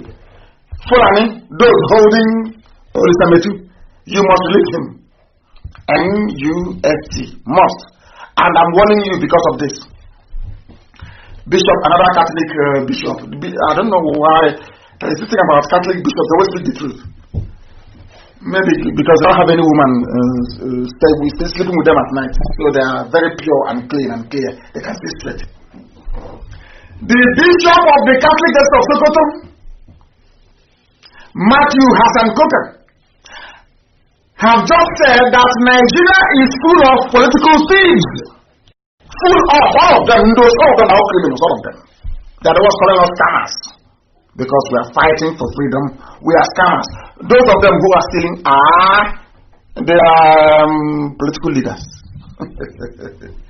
I know every blessed day they buy laptop and they buy mobile phone for those who are hung. You know, black people, children of darkness, to harvest them, to be attacking us, and I love it. Do you know that every publicity is good publicity? Are you aware of that? When you write good thing about ipob and MNK, when you write bad, it's all the same. It's called name propagation. So it's good. At least if they don't know us by something good, they know us by something bad. And by the time, as some of them are doing tonight, listening to me, they say, oh, I never knew he was like this, oh. Such an upright man. So that is why anything, I welcome everything people say, I love it. Because it makes our name go very far. And by the time people come closer to us, they will know what we are made of. And then, they fall in love with us. That's what happens.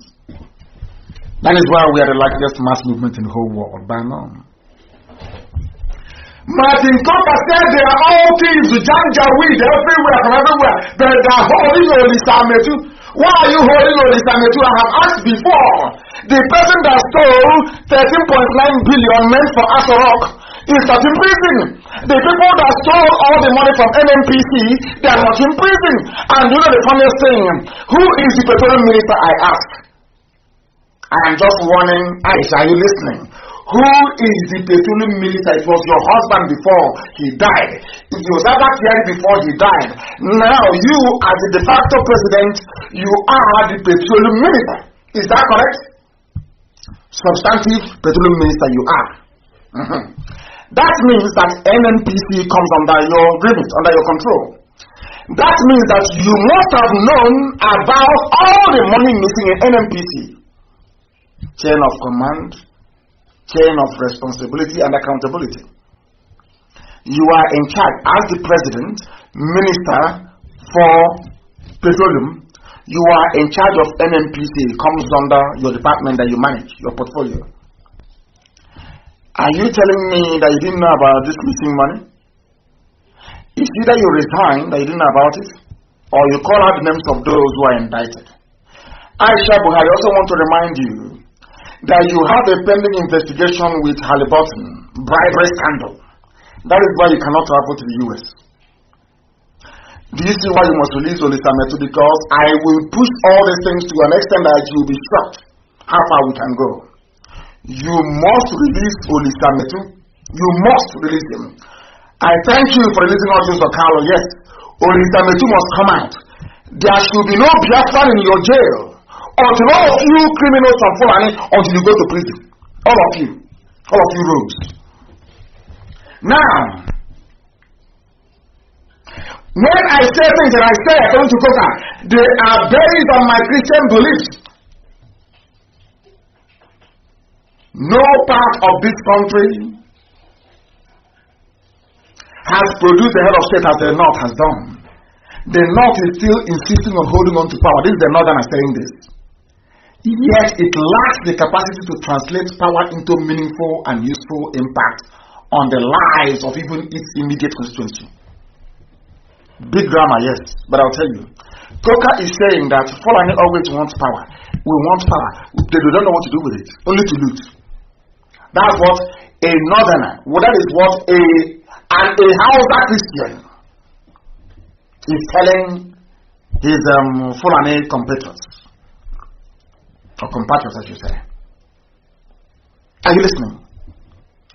This is the level of decay and corruption in the zoo called Nigeria, that they loot and they burn ministries. And the man that was given 400 million, that is not up to ipob budget in a year. Go and calculate it.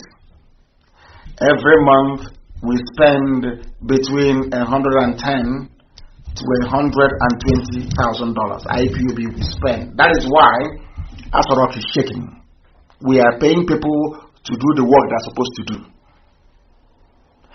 because they don't want you to give us money to do it. That is why they call us scammers, they call us thieves, because they want to poison your mind. They are the children of darkness.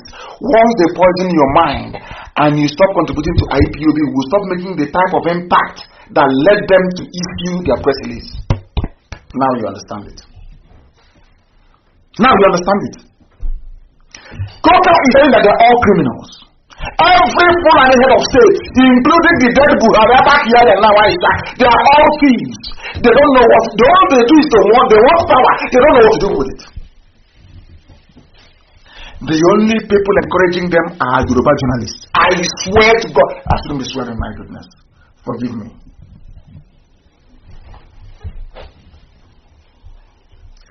I am telling you right now. Aisha, you see Olisa Metu? Release him, and I'll leave you alone. If you don't release him, every government of the world will receive your dossier. Every government of the world. How much you've stolen, how your son is the fourth richest man in Africa. Every secret you have will expose it. Your 3 boyfriends, you're on your 3rd boyfriend now.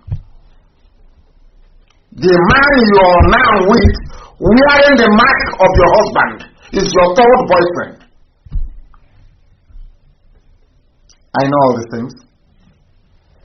Release Olisa Metu. For me, release him. Release him. Coca says you people are corrupt. You don't know what to do with power. And it is true. Abundantly true. Olisa Metu is in jail. Audience of Carlo just came out. And I want common sense to prevail amongst the Zoo people, Zoo Nigerians, to understand this very clearly. If you don't release Olisa Metu, I will destroy the image of every frontline house. I wouldn't say house at least, forgive me. Every Fulani frontline politician will be dismantled. Even that Saudi Arabia and the UAE you go to, they will stop you from coming in there. Olisa Metu must be released. Must. And why do I say so? Because the news is already international, in case you don't know. Remember, the Senate committee was probing the looting of NNPC funds by Fulani. Fulani, they are now asking, give us loan! Give us loan! China, World Bank, IMF, give us loan. There's nobody from IMF asked the Fulani, as the Senate did many years ago. The 2.2 billion, the 2.2 billion that was stolen from NNPC. Who stole this money from NNPC? Fulani. Who is the Minister of Petroleum? Fulani. Who is the chairman of NNPC board? Fulani. Who is the group managing director of NNPC? Fulani. So, if you people are upright as you claim, we are upright, how come this is not anybody? How come your own Senate that you control? How come $2.2 billion is missing? This is just a simple teaser of what is to come. Don't allow me to open up. I have the dose. I have it. Fulani, you claim Buhari is in power, petroleum minister. He's in charge of NNPC. Let me tell you the report by Reuters. Because Trump has just signed executive order a few days ago. And that I am going to write, I will instruct our people, our consultants in Washington, we are going to write to the State Department and to Trump again, reminding him of the amount he stole from NNPC. And we want to know the justification why Fulani will go and steal 2.2 billion illegally withdrawn. And then you have the temerity to ask World Bank for COVID-19 loan. COVID-19 loan. But he stole money. I am asking Fulani, I am asking Aisha, Magu, every Fulani kleptomania. Oh my God.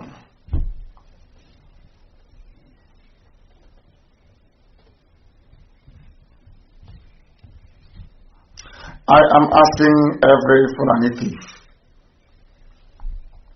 where is the $2.2 billion you withdrew illegally from NNPC account? Where is the money?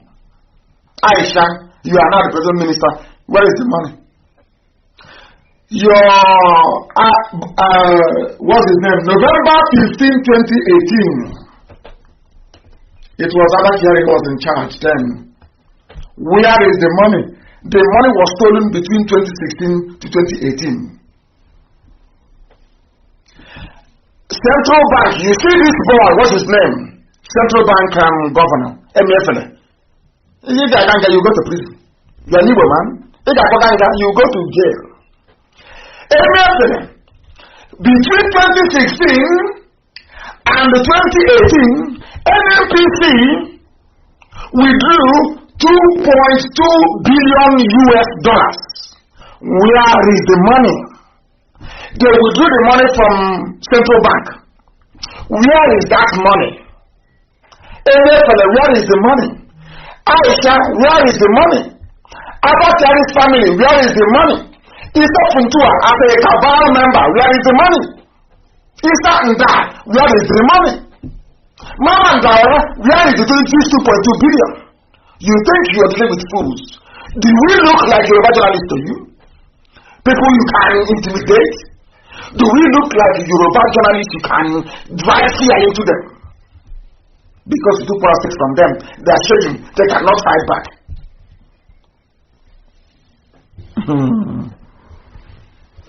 Somebody said the money was used in school feeding. Somebody wrote, what's his name?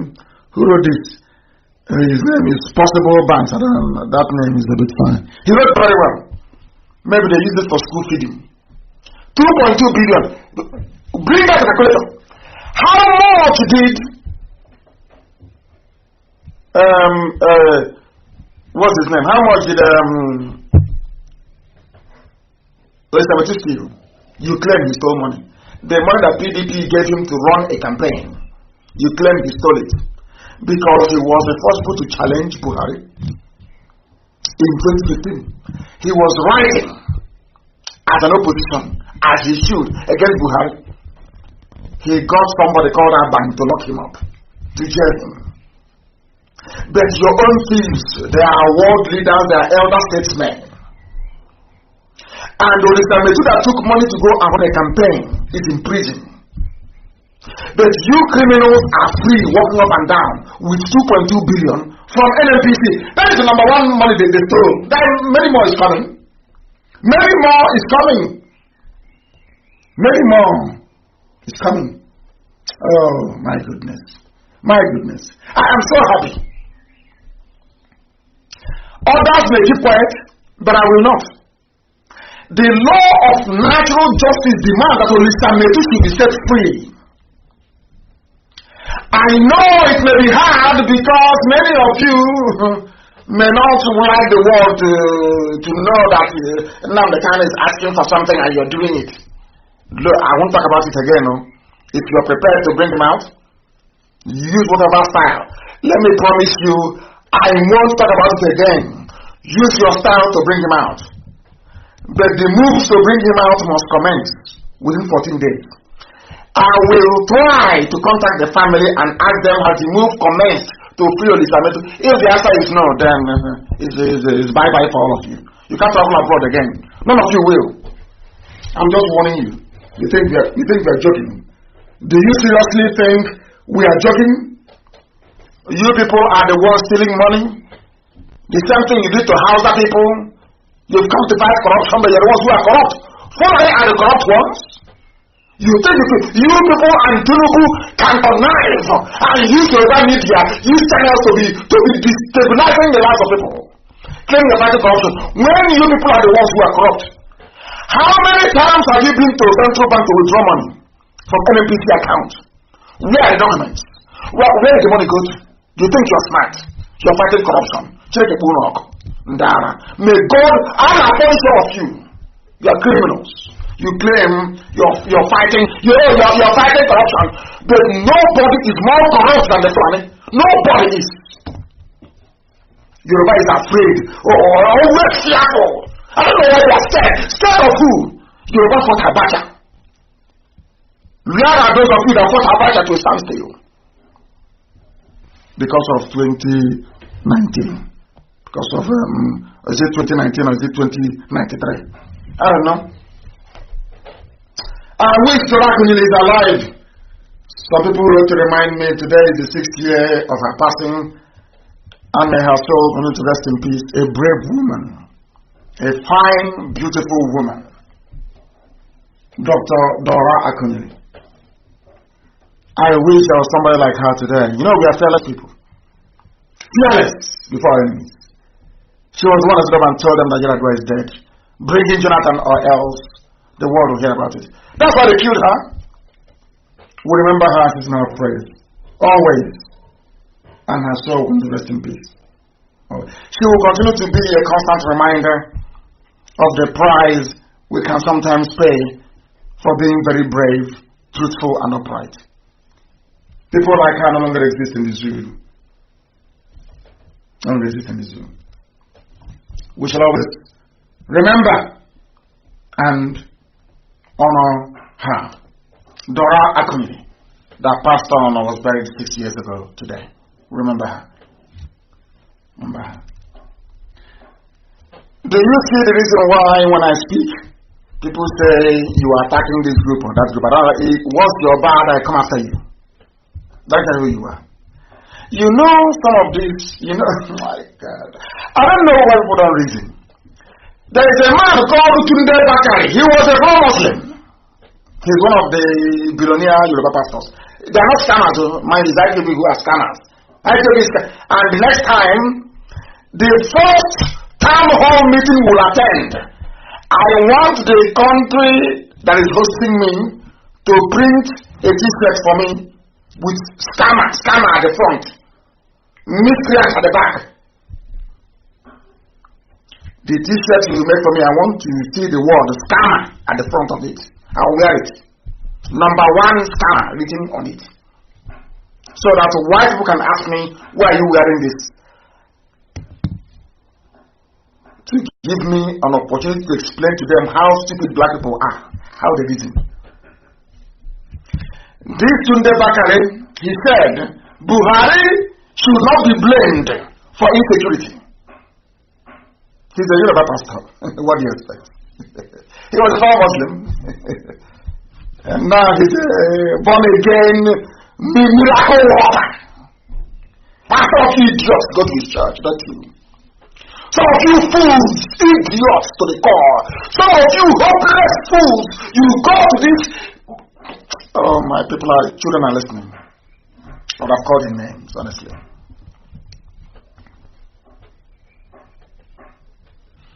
Trash. Former Muslim. Trash. The greatest Yahoo in the world is Yoruba Pentecostalism. The greatest Yahoo you have. As a former Muslim, a pastor, a so-called minister of God. Look at the garbage. Can you compare this, what this fool is saying, with what Bishop Coker said? With what that Archbishop said?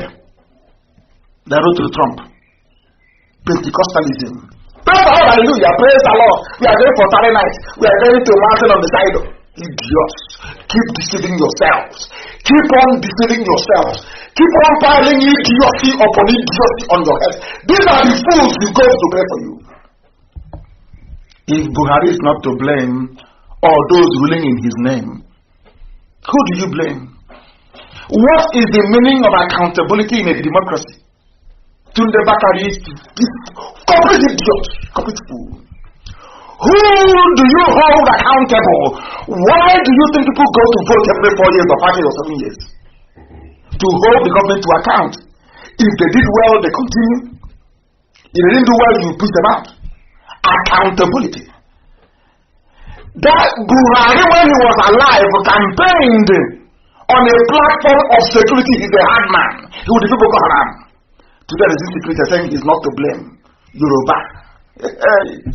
Oh, Barrel. I think that's why people say it. Do you see my problem? How can this man come from the same race that produced Fela, that produced Danny Pham? How can this ardent criminal, this man is a full-frontal scammer, full one from Islam to Christianity to make money, and that is talking rubbish. Some of you will go and kneel for this imbecile, this complete idiot, this moron to pray for you. And the next day you come online and you say, pray for one Nigeria. God will punish you and punish your family. Anyone Nigeria rubbish. Mad people everywhere. Insane people. Blacks you cannot reason. Black Africans cannot. Whites are listening and I'm telling them, black people from Africa, we do not reason properly. Our brains are defective. Look at the idiot from Islam making money. They are promoting him, he's making money. Come to talk rubbish. Look at Bishop Coker. No private jet. No tithe. No watering of seed. He lives in his Archbishop Lodge. This one has a private jet that you contributed for. Not to free you from slavery, not to free you from Fulani Janjaweedism, not to free you from your pain and your suffering. He is not a scammer. That's how foolish you are. It's those setting you who are scammers. Can you see how dark you are? You people. You people make me sick. Nigerians, they make me sick. When I still want to vomit, they make me sick. Very, very sick. NNPC stole your money. Fulani went to NNPC, stole your money. They reconstruct the board. It's also them. You can't complain. It's the name the Kano with IPOB who are scammers. But you in your idiocy suffering, drinking from where you defecate, where you go to toilet, you say water. The man saving you from that life of misery is a scammer. But you idiots who doing pipeline security guard, you're not. Idiots everywhere. Sometimes I don't know. Elohim gave us a very hard task. He should have placed Biafra maybe in Europe or in Asia or in South America. I don't know why Elohim placed Biafra in Africa. I have no idea. A continent full of idiots. Right at stupid out of Europe and America and everywhere else. Look at how they're treating us in China. And you're bringing Chinese experts. Why are we hearing about Lloyd George? Is it George Lloyd? Is because white people came out to protest. Whites came. People deceiving themselves all the time in Africa. When you're asking why you were poor. Look at idiots. Some of you will go to his church. You will go there and be talking rubbish. Speaking in tongues. Now, say, it's speaking like a mad person. So you're speaking in tongues. That is why your problems persist. That is why your stupidity persists. And that is why without Biafra you're nothing. Whenever you see IPOB, you must be very grateful. We are the children of light. Elohim made us that way. That is who we are. And that is how we are. And that is why we are ruthlessly successful. To the point that you know them, they will say, oh, if we talk about them now, it will be as if but the heat is too much. They must talk now. The heat can carry excess. He's ranting. He is ranting. And some of you are writing as if he's paining you. That man who is ranting is pushing the zoo to the point whereby the zoo, the government of Nigeria is issuing a press statement. What does that tell you? What does that tell you about the potency of those who are ranting? Those scammers. What does that tell you? And I rant as well, please. Don't forget the ranter, scammer, ranter, and miscreant, please. I need a t-shirt with all those names on it. So when I'm talking and I'm walking about, you'll be seeing it properly. It will remind you of your stupidity as a black man, your hopelessness and your idiocy, right in front of you, because you cannot reason. Mad people everywhere. Live with them 2 days now. 2 weeks, I'll call the family. Ask them how far. They say he's still there. Your leash shower it on. And you see what it feels like. We are Biafrans though. We don't want anything to do with your Nigeria. Take your Nigerian to hell with you. We don't need it. We don't want it. Take your Sioux and go with you. People are daft. So daft.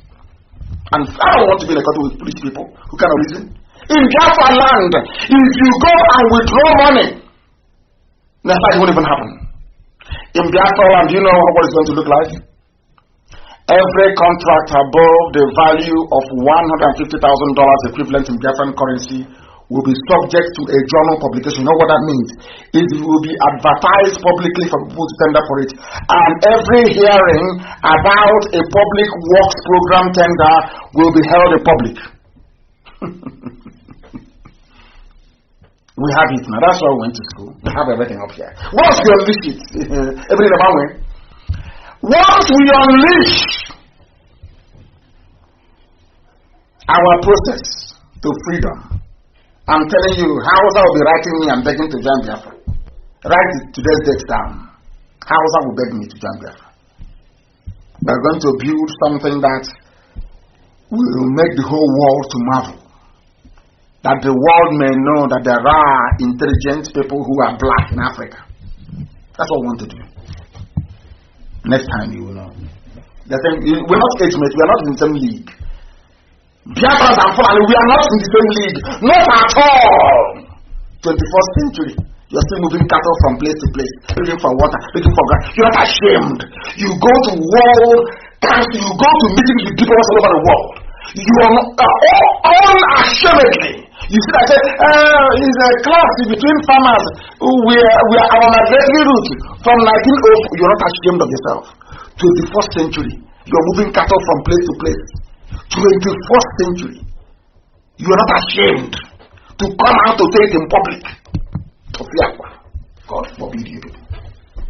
God forbid you people. Religion is not the truth. Or else there be no peace for the wicked.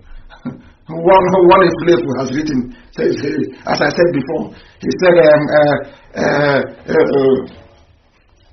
no, he was responding to the moron that wrote about Akwa Ibom. Who doesn't know anything about Akwa Ibom? He doesn't even know the Igbo community in Akwa Ibom. He doesn't know. Has no idea. If we have something in common with the Biafra, and immediately, premium times, 400 people they carried it. Immediately, reports they carried it. Agents of darkness, children of darkness. Upon all, they could have just gone to my page and seen the whole thing I wrote. Do you know they have a Konko in Ibibio? Do you know they have a in Ibibio? You say we have nothing in common? Where did Abreba people come from, or some of them out of people? Where? I'm asking you. We have nothing in common. But your mother ties to this rapper. So does your wife. So did my mother. So does my wife. Yet you come out and you talk rubbish. You come out and you talk rubbish. Oh dear. And they will write on the right. Can't you see? And the idiot writing this nonsense, and what's his name, and the fools publishing, they are doing it because they want to retain access to oil. The fool in Abuja writing doesn't know that. He doesn't know. They are going, go, you are Niger Delta. Don't agree. You are Niger Delta. Say no to Biafra. Because they need constant access to the oil in our land.